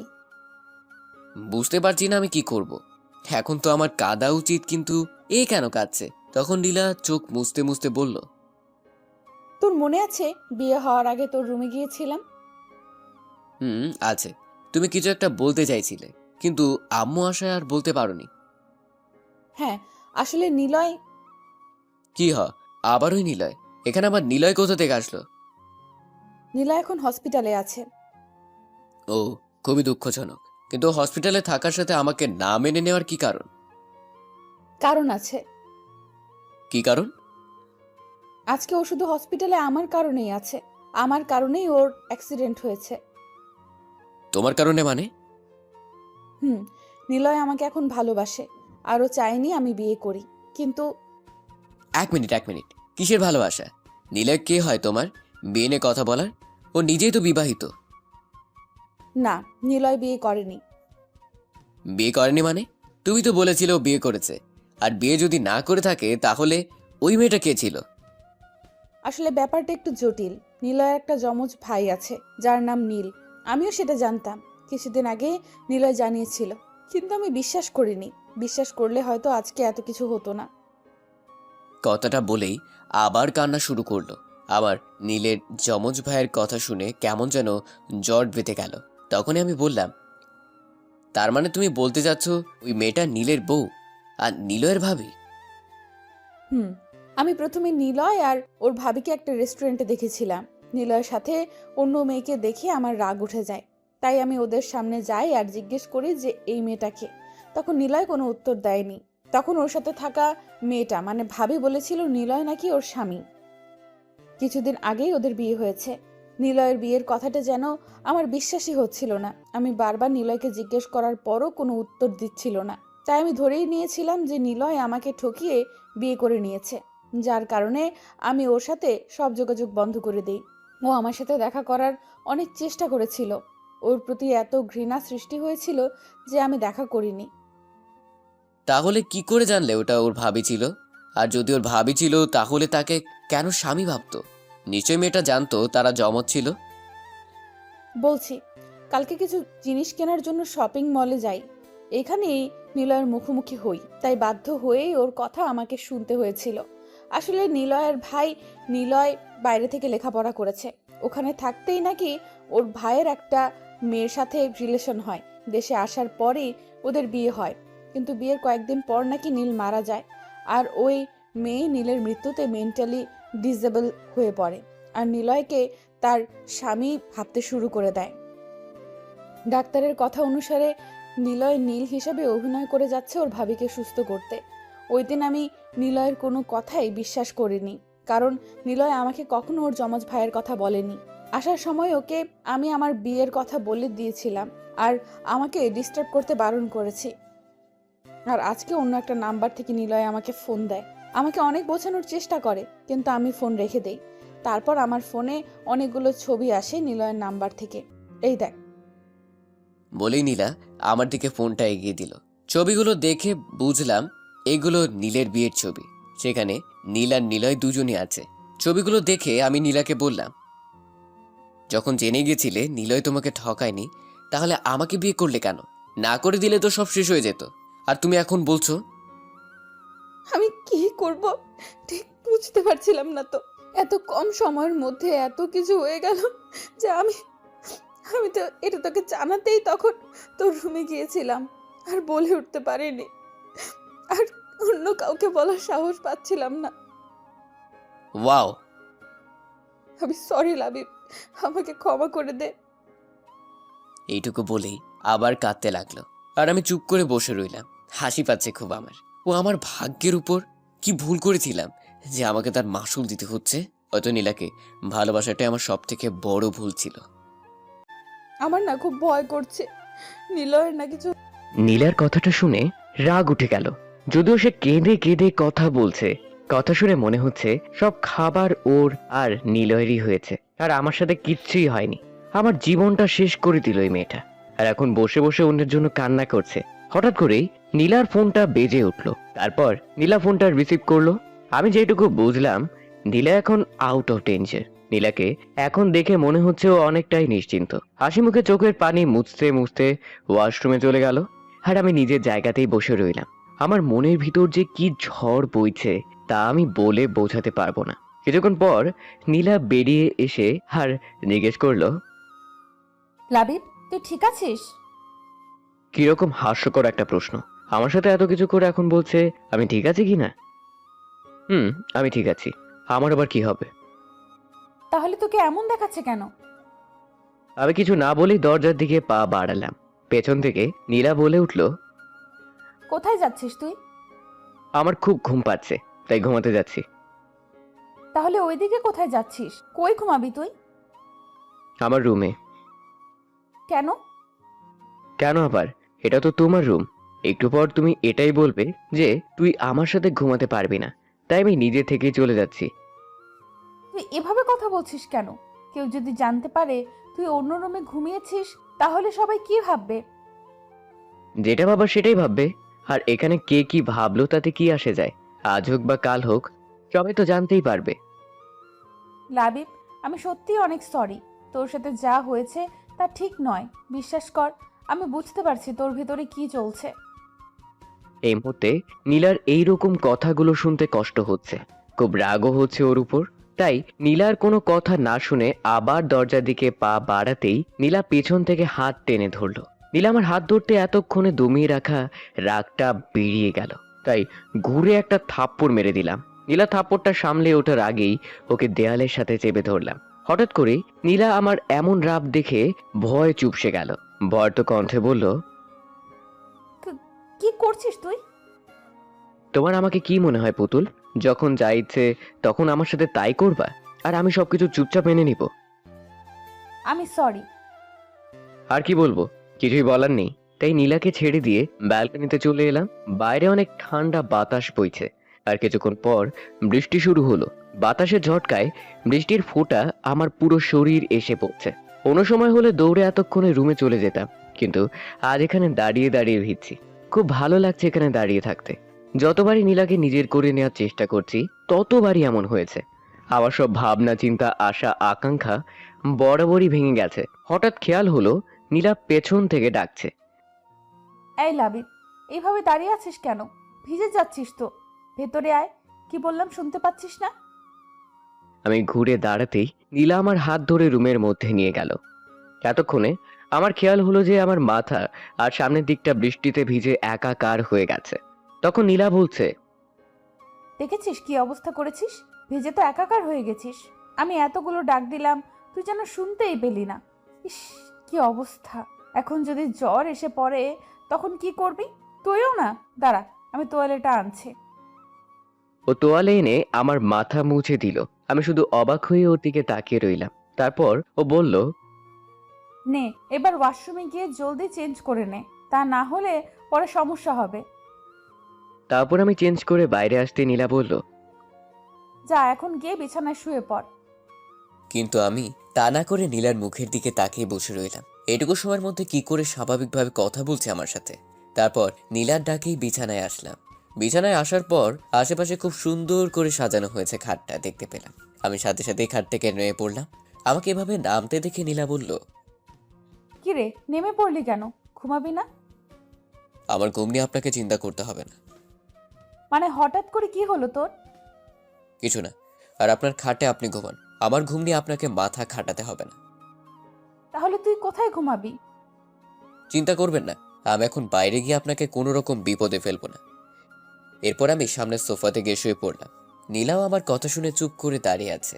কিছুক্ষণ পর নীলা এসে আমাকে নরম সুরে বলল, লাবিব, আই লাবিব, শুনছিস?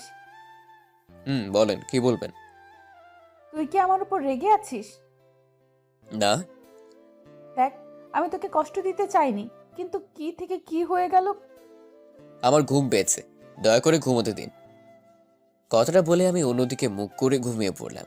সকালে দরজার বাইরে কারো একটা ডাকে ঘুম ভেঙে গেল। চোখ খুলতেই দেখলাম আমার শরীরে একটা চাদর দেয়া।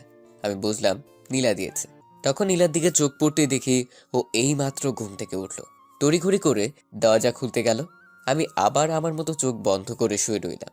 আর কিছুক্ষণ পর নীলা আমাকে ডাকতে লাগলো। নীলার হাত আমার কপালে অনুভব করতেই সোজা আমি উঠে পড়লাম। একটা মিষ্টি হাসি দিয়ে বলল, যাক, জ্বরটা মনে হয় নেমে গেছে। আমার জ্বর আসছিল? আসছিল তো। রাতে বেশ ভালোই জ্বর এসেছিল। ও।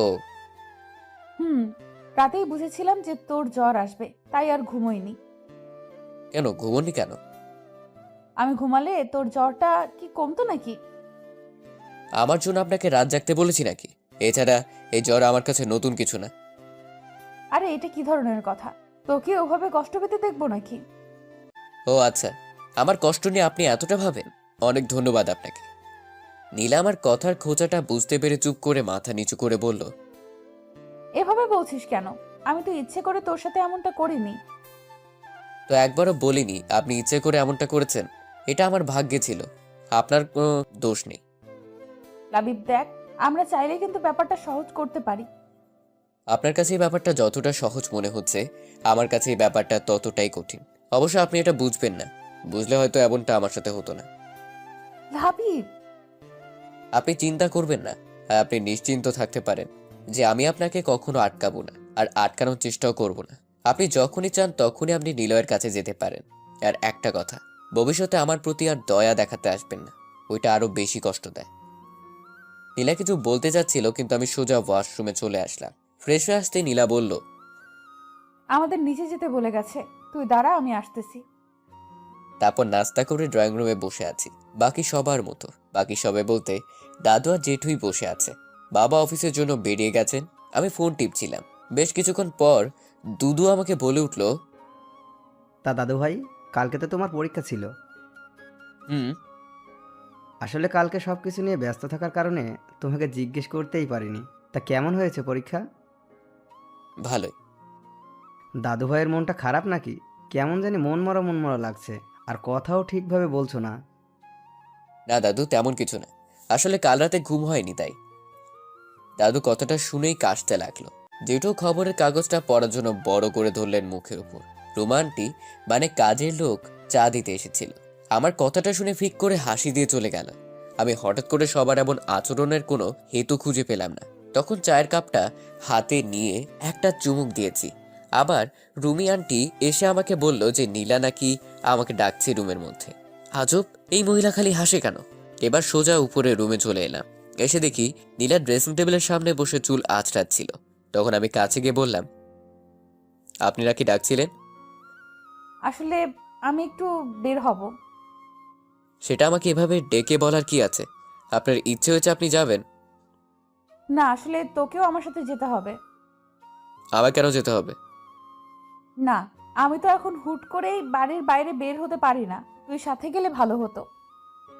কিন্তু যাবেন কোথায়? হসপিটালে। আসলে হয়েছে, আমি বুঝতে পেরেছি, আর বলতে হবে না।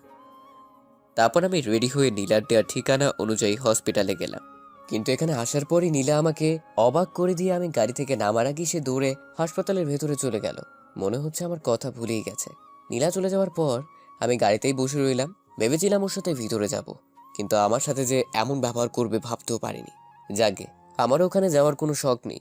বেশ খানিকটা সময় গাড়িতে বসে থাকার পর খুব বোর লাগছে, তাই একটু বাইরে বের হয়ে আশপাশটা দেখছিলাম। তখন দেখি নীলা বেরিয়ে আসছে। এতদিন পর দেখা, অথচ এত তাড়াতাড়ি বেরিয়ে এলো। পরক্ষণে দেখি নীলা তার চোখ মুছতে মুছতে এদিকে আসছে, মনে হচ্ছে কান্না করছে। নীলা সোজা এসে গাড়িতে ঢুকে পড়লো, তাই আমিও গাড়িতে এসে বসলাম। উঠে দেখি নীলার কান্না বেড়ে গেছে। কিছুক্ষণ বসে বসে ওর কান্না দেখার পর জিজ্ঞেস করলাম, এভাবে কাঁদছেন কেন? নীলা ভাইকে ঠিক নেই? না, ও একদম ঠিক আছে। ডাক্তার বলেছে ও অল্প কিছুদিন পর বাড়িও যেতে পারবে। এটা তো একটা ভালো খবর, তাহলে কাঁদছেন কেন? আমি এত সুন্দর করে রিকোয়েস্ট করলাম, তবুও নিলয়ের সাথে আমাকে দেখা করতে দিল না। ওই মেয়েটা, মানে ওর ভাবি, ও, আমাকে ভেতরে ঢুকতে দিলই না। কত করে বললাম তবুও। ওই মেয়েটা ওর পাশে বসে আছে আর বলেছে ওর স্বামীকে নাকি ও দেখে রাখতে পারে। আমাকে ওখান থেকে তাড়িয়ে দিল। তারপর নিলয়ের বাবাও বলল চলে যেতে। উনি নাকি চান না হসপিটালে কোনো ঝামেলা করতে। আমি কি ওখানে ঝামেলা করতে গিয়েছিলাম নাকি? আমাকে একবার নিলয়ের সাথে দেখা করতে দিলেই তো আমি চলে আসতাম। নীলা আর কিছু বললো না। আমি গাড়ি নিয়ে সোজা হসপিটাল ত্যাগ করলাম। নীলা কিছুক্ষণ নিজের মতো কেঁদে জানালায় হেলান দিয়ে বসে আছে। আমিও গাড়ি চালাচ্ছি, কেউ আর কোনো কথা বলিনি। আজকে নীলার কান্না থামানোর কোনো চেষ্টাই আমি করিনি। জানি না কেন, হয়তো এখন ওর কষ্টে আমার আর কষ্ট হয় না। অতপর বাড়িতে এসে পড়লাম। দেখি নীলা জানালাতে হেলান দিয়ে ঘুমিয়ে পড়েছে, কিন্তু ওকে ডাক দিতে গিয়েও ডাক দিতে পারলাম না। ওর ঘুমন্ত চেহারায় কেমন অদ্ভুত একটা মায়া আছে। একবার তাকালেই তাকিয়ে থাকতে মন চায়। এভাবে কেটে গেল কিছুক্ষণ। আমার ফোনের শব্দে নীলার ঘুম ভেঙে গেল। আমিও সাথে সাথে অন্যদিকে তাকালাম। একটু স্বাভাবিকভাবে এনে কলটা ধরলাম, আর নীলা আমার দিকে তাকিয়ে থেকে বাড়ির ভিতর চলে গেল। বিকালের দিকে অফিস থেকে ফিরছিলাম। আপনাদের তো বলাই হয়নি, আমি আমাদের অফিসে বাবার দাদুর কথায় জয়েন করেছি। হঠাৎ একটা পার্কের সামনে নীলাকে দেখতে থেমে গেলাম। খুব বিচলিত দেখাচ্ছিল নীলাকে। দেখে মনে হচ্ছে কারো জন্য অপেক্ষা করছে আর বারবার কাকে যেন ফোন করছিল, আর প্রত্যেকবার বিরক্তি নিয়ে ফোনটা কান থেকে নামিয়ে নিচ্ছিল। আমি ভাবলাম ওর হয়তো কোনো সমস্যা হয়েছে, তাই গাড়ি থেকে নেমে ওর দিকে এগোতে গিয়েই আবার থেমে গেলাম, কারণ নীলা এসে ওখানে উপস্থিত হয়েছে। হয়তো সে এতক্ষণ তার জন্য অপেক্ষা করছিল। নিজের উপরেই রাগ হলো। শুধু শুধুই ওখানে যাচ্ছিলাম। আমি কেন যে ভুলে যাই, তাই আমি গাড়ি স্টার্ট দিয়ে বাসার দিকে চলে এলাম, এদেরকে পিছনে ফেলে। আসলে আমার আর নীলার বিয়ের প্রায় 2 মাস হয়ে গেছে। এই 2 মাসে আমরা নিজেদের মতো গুছিয়ে নিয়েছি। এখন আর কোনো প্রবলেম হয় না। মানে প্রথমে প্রবলেম হতো নীলার সাথে এভাবে থাকতে, আবার পরিবারের সামনে ভালো বউ বরের নাটক করতে। এখন আমরা যে যার ইচ্ছে মতো লাইফ স্পেন্ড করছি। মানে একসাথে একই ঘরে থাকি, কিন্তু কেউ কারো লাইফ নিয়ে কথা বলি না। আমি যথারীতি আমার পড়াশোনা চালিয়ে যাচ্ছি, এর মাঝে মধ্যে অফিস। এক কথায় সবসময় নিজেকে ব্যস্ত রাখছি। নিজে যদি ব্যস্ত থাকি তাহলে অন্যের লাইফ নিয়ে মাথা ঘামানোর কোনো প্রশ্নই আসে না। আর নীলাও আছে নিজের মতো। ওর ফাইনাল ইয়ারের এক্সাম দিয়েছে কিছুদিন আগে। নিলয় হসপিটাল থেকে ছাড় পেয়েছিল 15 দিন আগে। আর নীলা ও নিলয়ের সম্পর্ক ঠিক আগের মতোই ভালো হয়ে গেছে। ওরা যেমন প্রেমিক প্রেমিকা ছিল ঠিক তেমনই আছে। নিয়মিত দেখা, কথা, ফোনে কথা বলা সব ঠিকঠাকই চলছে। আদিবাকে মানে নিলয়ের ভাবিয়ে নিয়ে যে সমস্যা হতো তা এখন আর হয় না, কারণ নীলা তো সব জেনে গেছে।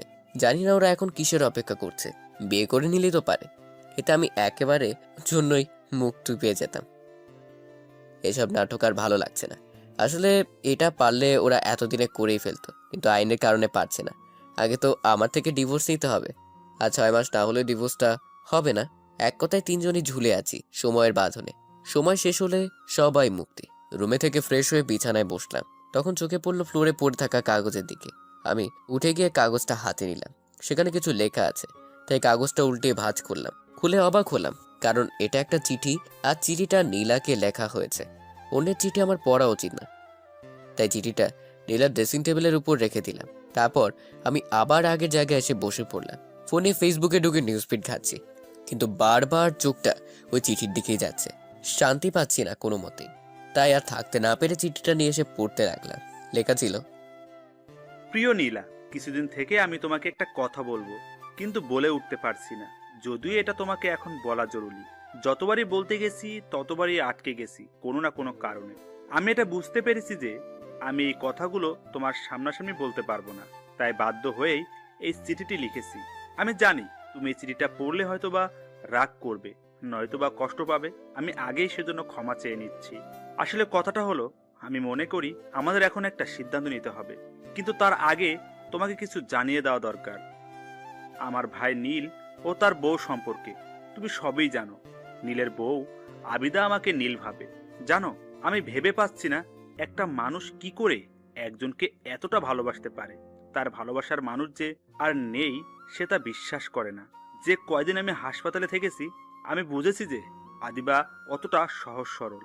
ওর মনে যেন শুধু ভালোবাসা আর কিছুই নেই। ওর সবটুকু ভালোবাসা দিয়ে আমাকে যত্ন করে সুস্থ করে তুলেছে।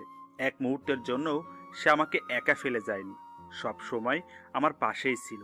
ভাবতে পারছো তার মানে কি পরিমাণ ভালোবাসা আছে? যদিও আমি জানি এই ভালোবাসাটা আমার জন্য নয়, নীলের জন্য। আর কি জানো, আমি তার এই ভালোবাসাকে ভালোবেসে ফেলেছি নিজের অজান্তেই। আর আমি এটা চাই না কখনো আদিবা এই সত্যটা কখনো জানুক যে তার নীল মারা গেছে। আমি ওকে কষ্ট পেতে দেখতে পারবো না। আমি সারা জীবন ওর সাথে নীল হয়েই থাকতে চাই। আশা করি তুমি বুঝতে পারছো আমি কি বোঝাতে চেয়েছি। দেখো, এটাই হয়তো আমাদের ভাগ্যে ছিল। তা না হলে দেখো, তুমি আমাকে অন্য একটা মেয়ের সাথে দেখে ভুল বুঝলে, আর সত্যিটা না শুনেই তুমি বিয়ে করে নিলে, বা বিয়ে হয়ে যায়। এত কিছু হয়তো এজন্যই হয়েছে। আর তাছাড়া লাবিব তোমাকে ভালোবাসে, আর আমাদের এটাই মেনে নেওয়া উচিত। এটাই আমাদের সবার জন্য ভালো হবে। আমাকে ক্ষমা করে দিও, আমি তোমাকে না জানিয়ে আদিবাকে বিয়ে করে নিয়েছি। দেখো, লাবিব তোমার বিয়ে করার স্বামী, আর বিয়েটা কোনো ছেলে খেলা নয়। আর আমি চাই তুমি লাবিবকে নিয়েই সুখে থাকো। ইতি, নিলয়। চিঠিটা পড়ার পর আমি কিছুক্ষণ স্থির হয়ে বসে রইলাম। চিঠিটার কথাগুলো কেন জানি না বিশ্বাস হচ্ছে না। চিঠিটা আবার ফার্স্ট টু লাস্ট পড়লাম। না, সব তো ঠিকই আছে। তার মানে চিঠিটার এই মানে বোঝায় যে নীলা নীলার সাথে সম্পর্ক রাখতে চায় না। সে বিয়ে করে নিয়েছে আর নীলাকে বলে দিয়েছে আমার সাথে সুখে থাকতে। ওয়াও! অতঃপর চিঠিটা যেরকম ভাবে ছিল সেইভাবেই আবার ফ্লোরে রেখে দিলাম। কি আজব পাবলিক মাইরি। এই নীলয় প্রথমে তো হঠাৎ করে ফিরে এসে আমার বিয়ের 12টা বাজিয়ে দিল, আর এতদিন পর বলছে আমার সাথে সুখে সংসার করতে। What a joke! তাহলে এবার নীলা কি করবে? আমার কাছে ফিরে আসবে? ফিরে আসলেই বাকি, আমি আর নিজেকে কষ্ট দিতে চাই না। এমনিতেই মেয়ে আমার 16 আনা জীবনের 12 আনাই ধ্বংস করে, বাকিটা আঁকড়েই আমি বেঁচে আছি, আর নয়। কিন্তু নীলা কি এত কিছু এত সহজে মেনে নেবে? মনে হয় না। আমি কেন এত চিন্তা করছি? ওদের বিষয়ে ওরাই বুঝে নিবে, আমি না হয় আমার মতোই থাকি। হঠাৎ মনে প্রশ্ন জাগলো, চিঠিটা এভাবে পড়ে আছে কেন? নীলা কি চিঠিটা পেয়েছে? না না, চিঠিটা যখন নীলার জন্য এসেছে তখন সে নিশ্চয়ই পেয়েছে। আর এই জন্য হয়তো নীলা বাইরে ওই পার্কে গেছে নীলার সাথে দেখা করতে। যদি তাই হয় তবে সে এই চিঠিটা এভাবে কেন রেখে গেল? অন্য কেউ যদি এটা দেখতে পেত তাহলে বড় ধরনের সমস্যা হতো। নাকি এটা ভুল করে এখানে পড়ে গেছে, কি জানি। অতঃপর আমি ওয়াশরুমে গেলাম ফ্রেশ হতে। চিঠিটা তার জায়গাতেই পড়ে আছে। কিছুক্ষণ বের হয়ে দেখি নীলা চলে এসেছে। হাত মুখ দিয়ে মুখ ঢেকে বিছানার কিনারায় বসে আছে। আমি কাছে গিয়ে হালকা একটু কাশতে নীলা চমকে উঠে দাঁড়িয়ে পড়লো। কি হলো ওর? এভাবে চমকানোর কি আছে? তাকে দেখে ওর চোখ মুখ অন্যরকম হয়ে আছে, মনে হয় কেঁদেছে। তখন আমি জিজ্ঞেস করলাম, কোনো সমস্যা? নীলা শুধু মাথা নাড়িয়ে না উত্তর দিয়ে আবার আগের জায়গায় বসলো। আওয়ায় আমার দিকে কেমন করে যেন তাকিয়েছিল। আর তখনই আমার চোখ ফ্লোরের দিকে যায়, দেখি চিঠিটা নেই। মনে হয় নীলা রুমে এসে চিঠিটা কুড়িয়ে নিয়েছে। আমি পানি খাবার জন্য টেবিলের দিকে যাচ্ছিলাম, কিন্তু লক্ষ্য করলাম নীলা বারবার আমার দিকেই তাকাচ্ছে। ও কি বুঝে গেছে আমি চিঠিটা পড়েছি, নাকি অন্য কোনো কারণ? ওর এভাবে তাকানো আমার খুব অস্বস্তি লাগছিল, কিন্তু আমি নিজেকে যতটা সম্ভব স্বাভাবিক রেখে নিজের কাজে মন দিলাম। টেবিলে বসে বইয়ে মুখ গুজে বসে আছি সে অনেকক্ষণ ধরে, কিন্তু মনোসংযোগ দিতে পারছি না। তার কারণটা হলো নীলা। অন্যদিন এই সময়টা নীলা ঘুমায় নয়তো বই পড়ে, কিন্তু আজকে কিছুই করেনি। বসে বসে কি জানি ভাবছিল। তখন নীলা হঠাৎ করে উঠে বাইরে চলে গেল। তখন আমি ওর চলে যাওয়ার দিকে একবার তাকিয়ে আবার বইয়ে মন দিলাম। সকালে ঘুম থেকে উঠে খেয়ে দিয়ে আমি বেরিয়ে গেলাম। নীলাকে নিয়ে একটু ভাবনায় আছে এখনো। আসলে আমি ভেবেছিলাম নীলা কাল রাতে আমাকে কিছু হয়তো বলবে, কিন্তু কিচ্ছুই বলেনি। সম্পূর্ণ চুপচাপ ছিল। আর রাতে আমার ঘুম ভেঙে গিয়েছিল নীলার গলার আওয়াজে। উঠে দেখে নীলা ব্যালকনিতে দাঁড়িয়ে ফোনে কথা বলছিল খুব করুণ স্বরে, আর কান্নাও করছিল। আমি বুঝে নেই হয়তো নীলার সাথে কথাই বলছিল। কিছুক্ষণ পর নীলা ঘরে এসে আবার কান্নাকাটি শুরু করে। আমি ওর কান্না শুনতে শুনতেই ঘুমিয়ে পড়েছিলাম। সকালে ঘুম থেকে উঠে ওর সাথে আমার কোনো প্রকার কথা হয়নি। ক্যাম্পাসে বসে বন্ধুদের সাথে আড্ডা দিচ্ছিলাম। তখনই মা কল দিল। মা ফোন দিয়ে জলদি করে হাসপাতালে যেতে বলল। আমি কোনো প্রশ্ন করার আগেই মা ফোন কেটে দেয়। হাসপাতালে কেন? কারো কিছু হয়েছে নাকি? অতঃপর হসপিটালের দিকে রওনা দিলাম। হসপিটালে গিয়ে দেখি দাদু, বাবা মা, জেঠু সবাই দাঁড়িয়ে আছে, কিন্তু নীলা নেই। তাহলে নীলার কিছু হয়েছে নাকি? কথাটা ভাবতে আমার বুকের ভেতরটা কেমন জানি হুড়মুড়ি উঠল। আমি সবার সামনে পৌঁছাতেই জেঠিমা আমাকে জড়িয়ে ধরে কান্না করতে লাগলো। আমি ভ্যাবাচাকা খেয়ে দাঁড়িয়ে রইলাম। তখন জিজ্ঞেস করলাম কি হয়েছে। বলল নীলা সুইসাইড করেছে, আর ভিতরে তারই চিকিৎসা চলছে। আমি জেঠিমাকে ছাড়ি এক কোনায় গিয়ে দাঁড়িয়ে পড়লাম। নীলা আত্মহত্যা করতে গেল কেন? তাহলে কি ওই চিঠির কথাগুলোর জন্য করেছে? নীলার জন্য এত টান, ভালোবাসায় কি না হয়। আশেপাশে তাকিয়ে দেখলাম বাসার সবাই চিন্তিত। সবাই গম্ভীরভাবে ওটি রুমের দিকে তাকিয়ে আছে। আবার নীলার জন্য চিন্তা হচ্ছে কি না তা জানি না, তবে ভিতরে ভীষণ অস্থিরতা অনুভব করছি। শ্বাস যেন বন্ধ হয়ে আসছে। নীলা যে এমন একটা সিদ্ধান্ত নিবে তা আমি বুঝতে পারিনি। কিছুক্ষণ পর ডক্টর বেরিয়ে আসতেই দাদু এগিয়ে গেল আর জিজ্ঞেস করলো যে নীলা কেমন আছে। ডাক্তার হেসে উত্তর দিল যে নীলা একদম ঠিক আছে। এটা শুনে সবার মাঝে যেন আনন্দের স্রোত বয়ে গেল। যখন জেঠিমা এগিয়ে গিয়ে ডাক্তারকে বলল, আমি আমার মেয়ের সাথে দেখা করব। নিশ্চয় দেখা করবেন। আমরা তাকে অন্য একটা রুমে শিফট করে দিচ্ছি, তারপর দেখা করুন। রোগী যেন কোনো কিছুতেই অস্বস্তি না হয়, সেদিকে খেয়াল রাখবেন প্লিজ। তারপর ডাক্তার চলে যায়। তারপর নীলাকে অন্য একটা কেবিনে নিয়ে যাওয়া হলো। তখন সবাই ওর সাথে দেখা করার জন্য চলে যায়, কিন্তু আমি যাইনি। বাইরে দাঁড়িয়ে আছি। আমি গিয়েই বা কি করব আর কি বলবো? মনে হয় না এখানে আমার কিছু বলার অধিকার আছে।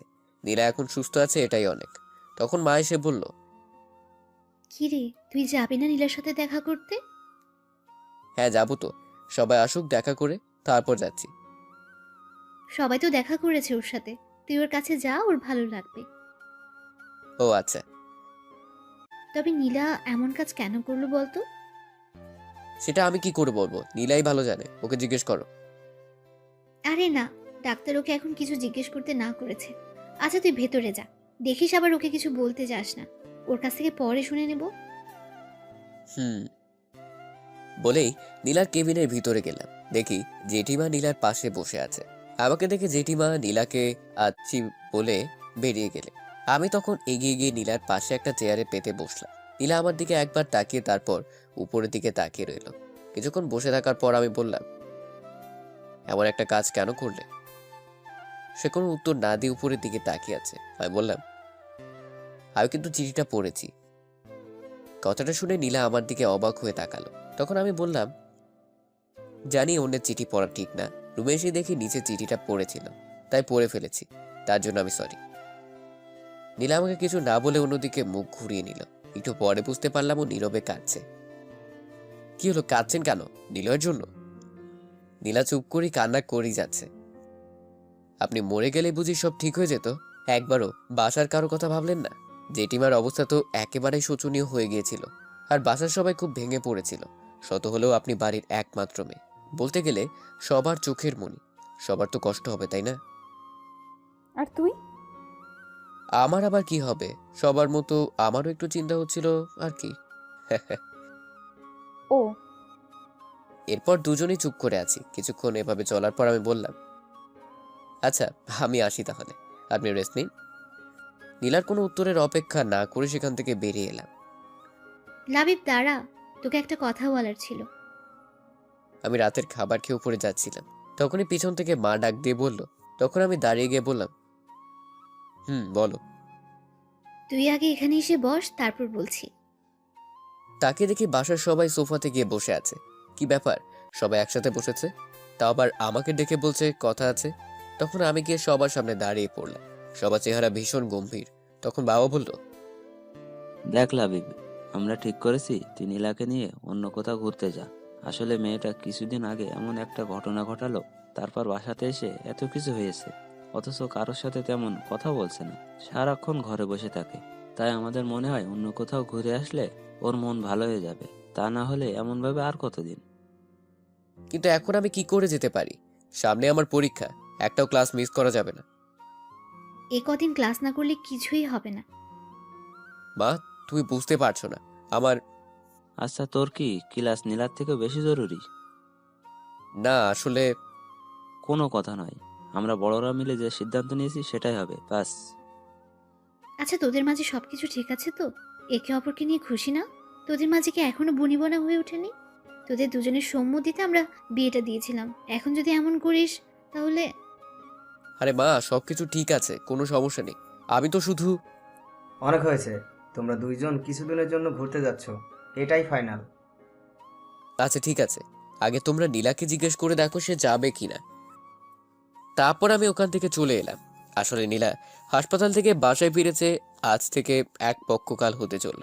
নীলা এখন সুস্থ, তবুও বাসার সবাই ওকে নিয়ে টেনশনে আছে। কারণ নীলা বাসা ফেরার পর থেকে ভীষণ চুপচাপ থাকে, আর এই কয়দিনেও বাসা থেকে বের হয়নি। আর বাসার সবার মনে একটা প্রশ্নই রয়ে গেছে যে নীলা এমন কাজ কেন করতে গিয়েছিল, কি এমন কষ্ট আছে ওর। মা তাকে জিজ্ঞেস করেছিল একবার, তবে কিচ্ছু বলেনি। টেবিলের খাবার টেবিলে রেখে সে উঠে গিয়েছিল, তাই আর কেউ তাকে কিছু জিজ্ঞেস করেনি। আর আমার সাথেও নীলা তেমন কথা হয়নি। আমি নিজে থেকে কখনো কিছু বলতে যাই না। কয়েকবার নীলা কিছু বলতে এসেছিল, তখন আমি এড়িয়ে গিয়েছিলাম। তবে একটা বিষয় আমাকেও কিঞ্চিত ভাবাচ্ছে, এই কয়েকদিনে নীলার চেহারা অনেকটাই ভেঙে গেছে। আমি ডুবে না গিয়ে ছাদে গেলাম। এটা আমার এখন অভ্যেস, রাতের খাবার খেয়ে ছাদে আসা। ছাদে রাতের পরিবেশটা খুব ভালো লাগে আমার। আজকে বেশিক্ষণ ছাদে দাঁড়ালাম না, নিজের রুমে চলে এলাম। এসে দেখি মা রুমে নীলার সাথে কথা বলছিল। হয়তো আমাকে দেখে থেমে গেল। আমাকে দরজায় দাঁড়িয়ে থাকতে দেখে মা বলল, এতক্ষণ কোথায় ছিলি তুই? ছাদে ছিলাম। কেন, কোনো কাজ ছিল? এই রাতের বেলা তুই ছাদে কি করছিলি? নীলা একা একা রুমে বসে আছে। আমি কিছু বললাম না, চুপ করে আছি। তখন মা নীলাকে বলল, কি বললাম বুঝতে পারছিস তো? কাল সকালে আমাকে জানাবে কিন্তু। তাহলে আমি এখন যাই। মা চলে যাবার পর আমি আমার টেবিলে বসে পড়লাম। তখন নীলা পেছন থেকে বলল, কাকিমা বলছিল আমাদের দুজনকে কোথাও ঘুরতে পাঠাতে চায়। জানি, আমাকে একটু আগেই বলেছে। আর আমাকে বলল তোর সাথে কথা বলতে, কোথায় যাই তা কালকে জানাতে। কিন্তু তার আগে আমি জানতে চাই তুই কি যেতে রাজি আছিস? এখানে আমার যেতে চাওয়া না যাওয়ার কোনো কথা নেই। আমাকে চাইলেও যেতে হবে আর না চাইলেও যেতে হবে। সবাই আপনার কথা ভেবে এই প্ল্যানটা করেছে, অতএব এটা আপনার সিদ্ধান্তের উপর নির্ভর করছে। কেন, তুই কি যেতে চাস না? আমি তো বললামই, এখানে আমার মতামত তো ইম্পর্টেন্ট না। আপনি যেতে চাইলে আমাকেও যেতে হবে। তার মানে তুই যেতে চাস না? দেখুন, আমি একবারও বলিনি যে আমি যেতে চাই না। তুই এভাবে কথা বলছিস কেন? আমি কয়েকদিন থেকে লক্ষ্য করছি তুই আমাকে এড়িয়ে চলছিস। আমি কিছু বলতে গেলেই তুই কোনোভাবে সরে যাচ্ছিস। তুই কি আমাকে ইগনোর করছিস? আপনার হয়তো কোথাও একটা ভুল হচ্ছে। আমি আপনাকে ইগনোর করতে যাব কেন? আমার সে যোগ্যতা আছে নাকি? আর যদি আপনি ভাবেন যে আমি আপনাকে এড়িয়ে চলছি, তো আমাকে এখানে এটাই বলবো যে আমি আপনাকে সেই বিয়ের পর থেকে এড়িয়ে চলি। আর আপনিও তো এটাই চেয়েছিলেন। আমাদের মাঝে তো এমনটাই কথা হয়েছিল, কেউ কারো ব্যাপারে কোনো কথা বলবো না, আর যে যার মতো থাকবো। সময় হলে একে অপরকে মুক্ত করে দিব। আমি তো সেটাই মেনে চলছি। আর আজকে আপনার মনে হচ্ছে যে আমি আপনাকে এড়িয়ে চলি? স্ট্রেঞ্জ। কই, এতদিন তো আপনি এমন কিছুই বলেননি। আর এখন এই কথা বলার মানেই বা কি? নীলা চুপচাপ আমার কথাগুলো শুনছিল। অতঃপর বিছানায় গিয়ে চুপ করে উল্টো দিকে মুখ করে শুয়ে পড়ল। আর আমিও আমার কাজে মন দিলাম। কিছুক্ষণ পর শুনতে পেলাম নীলার চাপা কষ্টের আওয়াজ। ভাবলাম মাথায় নেব না।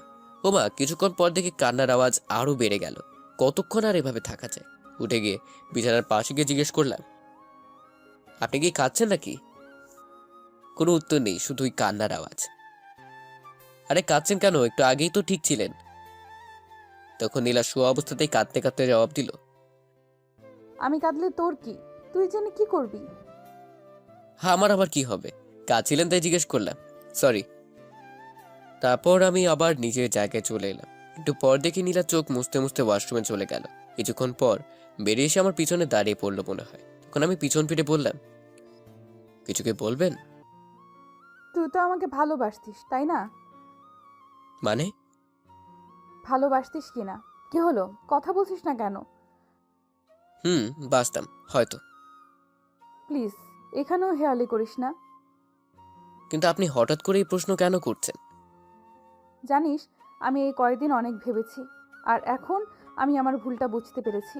তুই আমাকে সেই প্রথম থেকেই ভালোবেসে গিয়েছিলিস, আর আমি তোকে অবহেলা করে গেছি, অনেক কষ্ট দিয়েছি না রে তোকে। জানিস, আমি খুব কষ্ট করেই বুঝে গেছি তুই কতটা কষ্ট পেয়েছিস এতদিন, কিন্তু আমাকে কিছুই বলিসনি। কি করে সহ্য করতি তুই? আমি হেসে দিয়ে বললাম, আপনার আবার কি হলো? আমাকে ক্ষমা করে দে, আমি বুঝতে পারিনি। হঠাৎ করে নীলা আমাকে অবাক করে দিয়ে আমার পায়ে পড়ে গেল আর পা জড়িয়ে ধরে বলতে লাগলো, আমাকে ক্ষমা করে দে প্লিজ, আমি আমার ভুল বুঝতে পেরেছি, অনেক কষ্ট দিয়েছি তোকে। বিশ্বাস কর, আমিও এই কয়দিনে অনেক কষ্ট পেয়েছি, এখন আর আমি নিতে পারছি না। প্লিজ আমাকে ক্ষমা করে দে প্লিজ। নীলা অনবরত কান্না করে যাচ্ছে, আর আমি আকস্মিকতায় স্থির হয়ে দাঁড়িয়ে আছি। নীলা যে এভাবে আমার পা জড়িয়ে ধরে বসে পড়বে তা আমি ভাবতে পারিনি। তাই আমি সাথে সাথে বললাম, কি করছেন কি, আমার পা ছেড়ে দেন। আমি নীলার থেকে আমার পা ছাড়িয়ে নিয়ে একটু দূরে সরে এলাম। তখন নীলা নিচে বসে কাঁদতে কাঁদতে বলল, আমাকে ক্ষমা করে দে প্লিজ, আমি আর নিতে পারছি না। আমি কিছুক্ষণ নীলার দিকে তাকিয়ে রইলাম। নীলা ফ্লোরে বসে নিচের দিকে তাকিয়ে কান্না করেই যাচ্ছে। তখন আমি ওর কাছে গিয়ে ওকে দাঁড় করিয়ে জিজ্ঞেস করলাম, এসব কেন করছেন আপনি? ভালোবাসি। কি? হুম, কখন থেকে? যখন থেকে বুঝতে পেরেছি। আচ্ছা। তখন আমি হাসি মুখে মুচকি হেসে ওর থুতনিতে ধরে মুখটা তুলে জিজ্ঞেস করলাম, তো কতটা ভালোবাসো?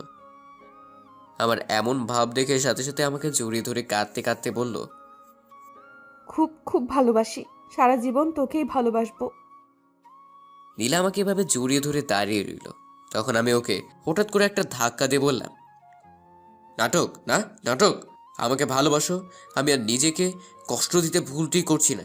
অনেক কষ্ট পেয়েছি তোমাকে ভালোবেসে, কিন্তু এখন আর পারবো না। ভালোবাসা কোনো খেলার জিনিস না যে যেভাবে ইচ্ছা সেভাবেই খেলতে পারবে। নীলা খুবই অবাক হয়ে আমার দিকে তাকিয়ে রইল আর বলল, বিশ্বাস কর, আমি তোকে সত্যি অনেক ভালোবাসি, প্লিজ বোঝার চেষ্টা কর। একটা হাসি দিয়ে বললাম, আমি খুব ভালো করে বুঝতে পারছি আমি তোমার কাছে একটা সেকেন্ড অপশন ছিলাম। যখন তুমি নিলয়কে ভুল বুঝলে তখন আমার কাছে এসেছিলে, তারপর আমাকে আবার ছুটে ফেলে দিয়ে নিলয়ের কাছে চলে গেলে, আর এখন যখন নিলয় তোমাকে ছেড়ে চলে গেল তখন আমি তোমার একমাত্র অপশন হয়ে গেলাম। তাই আমার কাছে ফিরে আসতে চাইছো? এসব ভালোবাসা টালোবাসা কিচ্ছুই না, স্বার্থপরতা। কথাগুলো বলা শেষ করেই আমি রুম থেকে বেরিয়ে এলাম। নীলার দিকে একবারও তাকাইনি। সে কখন থেকে ছাদে বসে আছি তারপরও শান্তি পাচ্ছি না। এখনো মনের ভিতর নীলার কথাগুলো ঘুরপাক খাচ্ছে, আর সবকিছুর শেষে একটা কথাই আসছে, নীলাকে সত্যি আমাকে ভালোবাসে নাকি ওটাও ওর? লাবিব, ভাবনায় ছেদ পড়লো। পেছন থেকে কারো ডাকি, গলা শুনে বুঝে গেলাম নীলা। পিছন না ফিরে বললাম, আপনি এখানে কি করছেন? আগে বল, তুই এখনো রুমে না গিয়ে ছাদে কি করছিস? আমার এখানে ভালো লাগছে না, তাই বসে আছি। তাই বলে এত রাত পর্যন্ত? ঘড়িতে দেখেছিস কটা বাজে? রাত 2টা বাজতে চলেছে। তো কি হয়েছে? কি হয়েছে মানে? তুই রুমে আয়। যাব না বলছি না। একটা কথা আপনাকে কতবার বলবো, যান না, আপনি গিয়ে শুয়ে পড়ুন। আমি তো যাবই, কিন্তু তুই এখানে থেকে কি করবি শুনি? দাঁড়িয়ে থাকবো। সারা রাত দাঁড়িয়ে থাকতে পারবি? বোর হয়ে যাবি না? না। আচ্ছা ঠিক আছে, তাহলে আমিও না হয় তোর সাথে এখানেই দাঁড়িয়ে থাকবো। কথাটা বলে নীলা আমার বাম হাতটা জড়িয়ে ধরে কাঁধে মাথা রেখে বলল, তুই চাইলে সারা রাত থাকবো, শুধু তুই আর আমি। নীলার এরকম আচরণে খুব বিরক্ত লাগছিল, তাই রেগে গিয়ে ওকে একটা ধাক্কা দিলাম। ধাক্কাটা বোধহয় একটু জোরেই দিয়ে ফেলেছি। হঠাৎ এমন ধাক্কাকে নীলা ভারসাম্য রক্ষা করতে না পেরে একটু দূরে গিয়ে নিচে পড়ে গেল। ধাক্কা দিয়ে আমি রাগী গলায় বললাম, দয়া করে এই ধরনের নাটকগুলো আর আমার সাথে করবেন না, সহ্য হয় না আমার। আর প্লিজ দয়া করে এখান থেকে যান, আমাকে একটু একা থাকতে দিন। একটু শান্তিতে থাকতে দিন। তারপর আমি অন্যদিকে ঘুরে দাঁড়ালাম। কিছুক্ষণ পর অনুভব করলাম যে আমার পিছনে আবারও কেউ একজন এসে দাঁড়িয়েছে। তার মানে নীলা এখনো যায়নি। আপনার সমস্যা কি? আমাকে কি একটু শান্তি দিবেন না? যান এখান থেকে। একটা কথা, আপনাকে আর কতবার? তারপর ঘুরি, তাকে নীলার দিকে তাকাতে আমার কথা বন্ধ হয়ে গেল। তাকে দেখি নীলা অজ্ঞান হয়ে নিচে পড়ে গেছে আর কপাল থেকে রক্ত পড়ছে। আসলে তখন নীলাকে ধাক্কা দিয়েছিলাম, তখনই মনে হয় ওর কপালটা দেয়ালের সাথে ধাক্কা খায়, ও আঘাত পায়, তাই সে অজ্ঞান হয়ে পড়ে। কি করলাম আমি এটা? সাথে সাথে আমি নীলার কাছে গিয়ে ওকে ডাক দিলাম, কিন্তু সারা নেই। তাই নীলাকে আমি কোলে তুলে নিয়ে রুমে চলে এলাম আর বিছানায় শুয়ে দিলাম। তারপর চোখে পানি ছিটাতেই নড়ে উঠল। চোখ খুলে আমার দিকে তাকিয়ে রইল এক দৃষ্টিতে। নিজেকে তখন অপরাধী মনে হচ্ছিল, তাই বললাম, সরি, আসলে আমি ইচ্ছা করে করিনি। রাগের মাথায় এত জোরে ধাক্কাটা দিয়ে ফেলেছি। নীলা শুধু একটা হাসি দিয়ে বলল, ওটা কোনো ব্যাপার না। আমি আর কিছু না বলে ফার্স্ট এইড বক্সটা নিয়ে এলাম। তুলোতে অ্যান্টিসেপটিক দিয়ে যেই ওর কপালের ক্ষতস্থানে লাগাতে যাব, তখনই নীলা আমার হাত ধরে বসে আর করুণ সুরে বলে, তুই কি সত্যিই এখন আর আমাকে ভালোবাসিস না? দেখুন, এসব বলার সময় না। আপনার ক্ষতস্থানটা পরিষ্কার করে ব্যান্ডেজ করতে দিন। না, তুই আগে বল আমাকে ভালোবাসিস কিনা। দেখুন, এক কথা বারবার বলবেন না। আমাকে আমার কাজ করতে দিন। এই বলে যখনই আমার হাতটা বাড়ালাম, তখনই আবারও বাধা। বলুন তো কেমনটা লাগে? তুই আগে বল আমাকে ভালোবাসিস কিনা। দেখুন, আমার মাথা গরম করবেন না। চুপ করে বসে থাকুন। না, আগে ঠাস করে একটা থাপ্পড় দিয়ে বললাম, চুপচাপ কোনো নরমচরণ ছাড়া বসে থাক, আর একটা কথা বলবি তো ফল ভালো হবে না। থাপ্পড়কে নীলা একদম চুপ হয়ে গেছে, আর কোনো নরমচরণও করছে না। যাক, তাহলে থাপ্পড়টা কাজে দিয়েছে। কিন্তু পরক্ষণেও চোখ দিয়ে অনবরত বৃষ্টি পড়তে শুরু করল, আর আমার দিকে অদ্ভুতভাবে তাকিয়ে রইল। আমি সেই দিকে মন দিলাম না। সুন্দর করে ব্যান্ডেজটা করে দিয়ে বললাম, নিন, শুয়ে পড়ুন। এখনো নীলার চোখ দিয়ে পানি পড়ছে। সেটা বারবার হাত দিয়ে মুছতেছে আর নাক টানতেছে। তখন আমি তাকে একটা ধমক দিয়ে বললাম, কি হলো, শুনতে পাননি আমি কি বলছি? নীলা যেন হঠাৎ আমার এমন ধমক শুনে কেঁপে উঠে, কিন্তু সে বসে দেখে সেই একই কাজ করছে। সেই কান্না করার, নাক টানা। এখন আমি কি করি? নিরুপায় হয়ে বললাম, আসলে আমি সরি, আপনি আমার কথা শুনছিলেন না তো, তাই থাপ্পড় মেরেছি। আমি সেই জন্য কাঁদছি না, আর আমি কোনো বাচ্চা নই যে একটা থাপ্পড় খেয়েই ভাবে কান্না করব। তাহলে? এমনিতেই। মানে? তুই যখন আমাকে ভালোই বাসিস না, তাহলে এত টান কিসের আমার প্রতি তোর? আমার আঘাত নিয়ে তোরা তো মাথা ব্যথা কেন? এখানে ভালোবাসার কিছু নেই, আর আপনার আঘাত নিয়েও আমার কোনো প্রকার মাথা ব্যথা নেই। আঘাত যেহেতু আমার কারণে লেগেছিল, তাই এসব করছি। ও আচ্ছা, তাহলে ধন্যবাদ। এখানে ধন্যবাদের কিছুই নেই। বললামই তো আমার কারণে হয়েছে, তাই। হ্যাঁ, বুঝতে পারছি। যা ঘুমা গিয়ে, আমার জন্য আর তোকে কষ্ট করতে হবে না। আপনিও ঘুমিয়ে পড়ুন। আমার ঘুম নিয়ে তোর ভাবতে হবে না। আমি আর কিছু বললাম না, সোজা সোফাতে এসে শুয়ে পড়লাম, আর সাথে সাথে এক লাফে উঠে গেলাম। এ কি, সোফা ভিজা কেন? এখানে পানি এলো কই থেকে? আমাকে বলছিস? এখানে তো আপনি ছাড়া আর কেউ নেই। হ্যাঁ, আপনাকে বলছি, এখানে পানি এলো কই থেকে? আমি কি জানি, হয়তো রুমে বৃষ্টি পড়ছে, নয়তো বা বিড়ালে হিসু করে দিয়েছে। মজা করছেন আমার সাথে? একদম না। আচ্ছা, তোর সোফাতে ভেজা, তাহলে তুই ঘুমাবি কই? তুই তো আর বিড়ালের হিসু করা জায়গায় ঘুমোতে পারিস না, আর তোর তো আবার জ্বরের অ্যালার্জি আছে। এক কাজ কর, আজ রাতে তুই না হয় আমার সাথে খাটেই ঘুমাতে পারিস, আমার কোনো প্রবলেম নেই। দরকার নেই, আপনাকে আমার জন্য কষ্ট করতে হবে না। আমি না হয় ছাদের রুমে ঘুমাবো, নয়তো বা এই ফ্লোরে। তোর ছাদের রুমে তো কালকে আন্টি তালা লাগিয়ে দিয়েছে, আর তুই ফ্লোরে ঘুমাবি সেই সাহস আছে তোর? সমস্যা নেই আমার সাথে ঘুমাতে, আমার খাটটা যথেষ্ট বড়ই আছে। কি ঝামেলা পড়লাম রে বাবা! ফ্লোরে ঘুমাতে পারবো না কারণ অ্যালার্জি। তখন সামনে নীলার দিকে তাকিয়ে দেখলাম আমার মুখের দিকে তাকিয়ে মুখ টিপে টিপে হাসতেছে। বাহ, ভালোই মজা নিচ্ছে। আমার কাছে আর দ্বিতীয় কোনো অপশন নেই, তাই চুপচাপ বিছানাতে উঠে যাচ্ছিলাম, তখনই নীলা বলল, ওই দাঁড়া দাঁড়া, কি হলো? আগে যা ওয়াশরুমে গিয়ে কাপড় চেঞ্জ করে আয়, পেছনটা একেবারেই ভিজে গেছে। তাকে দেখে সত্যি সত্যি ভিজে গেছে, লজ্জার ব্যাপার। পেছনটা শুধু ভিজেছে। তাই চুপচাপ ওয়াশরুমে গিয়ে কাপড় চেঞ্জ করে এসে বিছানায় শুতেই নীলা কঠিন কণ্ঠে বলল, এই শোন, বিছানায় থাকতে দিয়েছি বলে একদম আমার ধারে কাছেও ঘেঁষতে চেষ্টা করবি না। কোনো রকম সুযোগ নেওয়ার চেষ্টা করলে কিন্তু। এই শুনেন, আমার ক্যারেক্টার না এতটা লুজ না। আশা করি এতদিনে হয়তো বুঝতে পেরেছেন। তা ঠিক আছে, তবুও বলে দিলাম নিজের সেফটির জন্য। আচ্ছা ঘুমা তাহলে। হুম। হঠাৎ করে ঘুম ভাঙলেই দেখি নীলা আমাকে আষ্টে পৃষ্ঠে জড়িয়ে ধরে বুকের উপর ভর করে শুয়ে আছে। আর সেই ছেড়ে আমার সারা মুখে ওর ঠোঁটের ছোঁয়া অনুভব করছিলাম। আর নীলা বলছিল, এই তোর এত ভাব কেন শুনি? আমি তোকে এত করে বলছি ভালোবাসি ভালোবাসি, তারপরও তুই আমাকে বিশ্বাস করছিস না। আমাকে এতগুলো কথা শোনালি।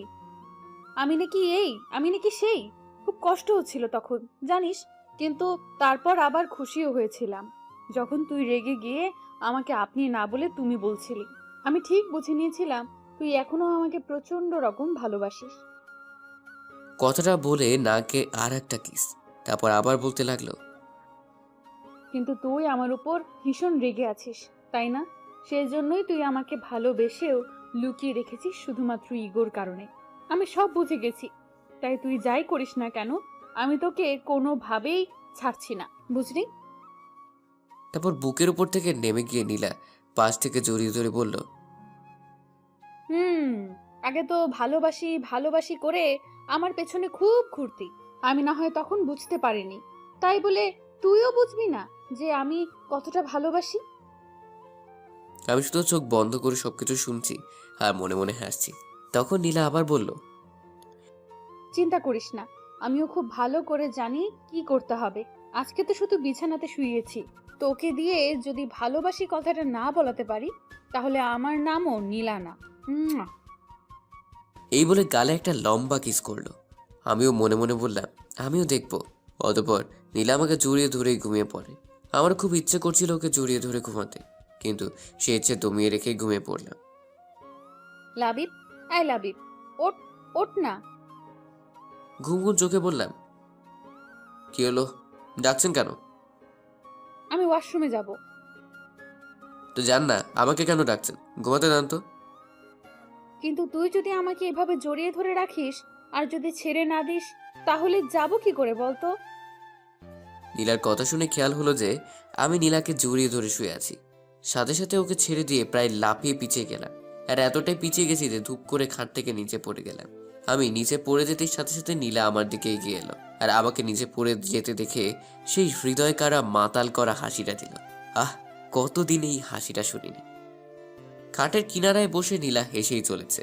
প্রথম প্রথম হাসিটা ভালো লাগছিল, কিন্তু যখন ননস্টপ হেসেই যাচ্ছে তখন গিয়ে আমার ইজ্জতে লাগলো। আমি উঠে দাঁড়িয়ে বললাম, এবার হাসার কি আছে? এটা জাস্ট একটা অ্যাক্সিডেন্ট ছিল। অ্যাক্সিডেন্ট? দেখুন, একদম হাসবেন না বলে দিলাম। কিন্তু নীলার এই হাসিটা থামছেই না। বিরক্ত লাগছে এখন হাসিটা। ধুর, এই বলে নিচে আসছিলাম, তখনই নীলা আমাকে পেছন থেকে এই শোনো বলে খাট থেকে উঠে নামতে যাচ্ছিল। তখনই ওর ওড়নার সাথে পা পেঁচিয়ে পড়ে যাচ্ছিল। তার আগেই আমি ধরে ফেলি ওকে। নীলা ভয় পেয়ে চোখ বন্ধ করে একটা চিৎকার দিল। তখন বুঝতে পেরে ও নিচে পড়ে যায়নি। তখন এক এক করে চোখ খুলে, কেন জানি না নীলার ভয় মিশ্রিত মুখটা খুব মায়াবে লাগছিল। আমি অপলক ওর দিকে তাকিয়ে রইলাম। শালা, ও আমার দিকে তাকিয়ে আছে। পরক্ষণে কিছু একটা শব্দে আমার হুঁশ ফেরে। সাথে সাথেই নীলাকে নিচে নামিয়ে দিলাম। নীলা মনে হয় লজ্জা পেয়েছে এমন ঘটনাতে, তাই মাথা নিচু করে সোজা ওয়াশরুমে ছুটে যায়। আমি ওর এভাবে চলে যাওয়া দেখে একটা মুচকি হাসি দিয়ে আবার বিছানাতে শুয়ে ঘুমিয়ে পড়লাম। হঠাৎ করে চোখের মধ্যে পানি ছিটা পড়তে আবারও ঘুমটা ভেঙে যায়। আর চোখ খুলে সামনে তাকাতেই আমার চক্ষু চড়ক গাছ। নীলা এখন আমার সামনে ভেজা চুলে শুধু শরীরে একটা তোয়ালে পেঁচিয়ে পেছন ফিরে দাঁড়িয়ে আছে। হঠাৎ এমন দৃশ্য দেখে আমি ভ্যাবাচাকা খেয়ে গেলাম, কিন্তু তারপর মুগ্ধ চোখে নীলার দিকে তাকিয়ে রইলাম। নীলা তোয়ালে খুলে শাড়ি পরতেছে। নীলা এখনো দেখেনি যে আমার ঘুম ভেঙে গেছে। আমি উঠে পড়েছি। নীলার শাড়ি পরা প্রায় শেষ। কাঁধের এক পাশে শাড়ির আঁচল ফেলে দিয়ে পিছন ঘুরতে আমাকে দেখে চমকে উঠে বলল, তুই কখন উঠলি? হঠাৎ করে নীলার এভাবে ঘুরে দাঁড়ানোতে আমি কিছুটা ভয় পেয়ে গেলাম। গলা দিয়ে কথা বের হচ্ছে না। কোন রকমে বলতে গেলাম, তাও তালগোল পাখি গেল। কখন উঠলাম? এই তো মাত্র। হ্যাঁ, এখনই উঠেছি। হুম আমি কথাটা বলে আর ওখানে বসে থাকলাম না, সোজা ওয়াশরুমে ঢুকে গেলাম, কারণ নীলার সামনে বেশিক্ষণ থাকলে ধরা পড়ে যেতে পারি। আসার সময় দেখতে পেলাম নীলা আমার এরকম অদ্ভুত আচরণে অবাক হয়ে তাকিয়েছিল। ওয়াশরুম থেকে ফ্রেশ হয়ে বের হতেই আর এক দফা চমকাতে হলো, কারণ দেখি নীলা দাঁড়িয়ে। কোনো কিছু বুঝে ওঠার আগেই নীলা বলল, কাকিমা ডেকে গিয়েছিল নিচে যেতে, জলদি চল। ও আচ্ছা, চলেন তাহলে। তারপর দুজন একসাথে নিচে এলাম। খাবার টেবিলে বসতেই মা নীলাকে জিজ্ঞেস করলো, এই নীলা, তোর কপালে কি হয়েছে রে? কাম সারছে রে, যদি জানতে পারে এটা আমার কাজ তাহলে তো। নীলা চুপ করে আছে, কি বলবে হয়তো তাই ভাবছে।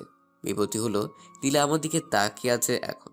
তা দেখে মা বলল, হিরে লাবিব, ওর কপালে কি হয়েছে? আমার গলাটা শুকিয়ে গেল, এখন আমি কি বলি? আরে নীলাও আমার দিকে তাকিয়ে আছে, এই নাকি সে আমাকে ভালোবাসে। কিছু একটা বলে দিলে তো হতো।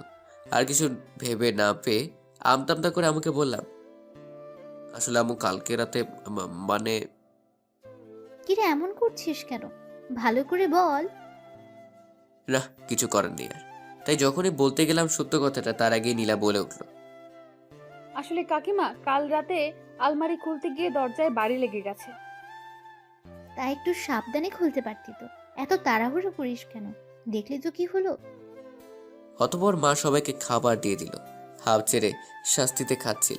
আর তখন আবার জেঠিমা বলে উঠলো, কিরে নীলা, তোরা কি ঠিক করলি কোথায় ঘুরতে যাবি? নীলা বিন্দু মাত্র না ভেবে সোজা সাপটা উত্তর দিল, না আম্মু, আমরা কোথাও যাব না এখন। সে কি রে, কাল রাতেই তো বললি তুই কোথাও ঘুরতে যাবি, আর সকালে আমাদের জানাবি। তার মানে লাবিব তোকে কিছু বলেছে? এই লাবিব, তুই ওকে কি কিছু বলেছিস? আমি কিছু বলার আগেই নীলা বলল, না না কাকিমা, ওর আর কি বলবে, আমিই যাব না এখন। কেন ভালো লাগে না? সারাদিন কি শুধু ঘরে বসে থাকতেই ভালো লাগে? না আসলে মানে। নীলা যেন এর পরে আর কিছুই বলতে পারছিল না। ওই সময় নীলার মুখটা দেখে আমারই কেমন যেন লাগলো। তাই আমি বললাম, মা আমরা যাচ্ছি। আচ্ছা। আমার কথা শুনে নীলা আমার দিকে অবাক হয়ে তাকিয়ে থাকলো। তারপর খেয়ে নীলা উপরে চলে গেল। আমিও কিছুক্ষণ পর উপরে চলে এলাম। ঘরে আসতেই নীলা হাস্যজল মুখে এসে আমাকে জড়িয়ে ধরে বলল, আমি জানতাম, আমি ঠিক জানতাম যে তুইও আমাকে ভালোবাসিস। তুই আমাকে এভাবে দূরে সরিয়ে রাখতেই পারবি না। তারপর ছেড়ে দিয়ে গালে একটা কিস করে আবার জড়িয়ে ধরে বলল, I love you, I love you so much.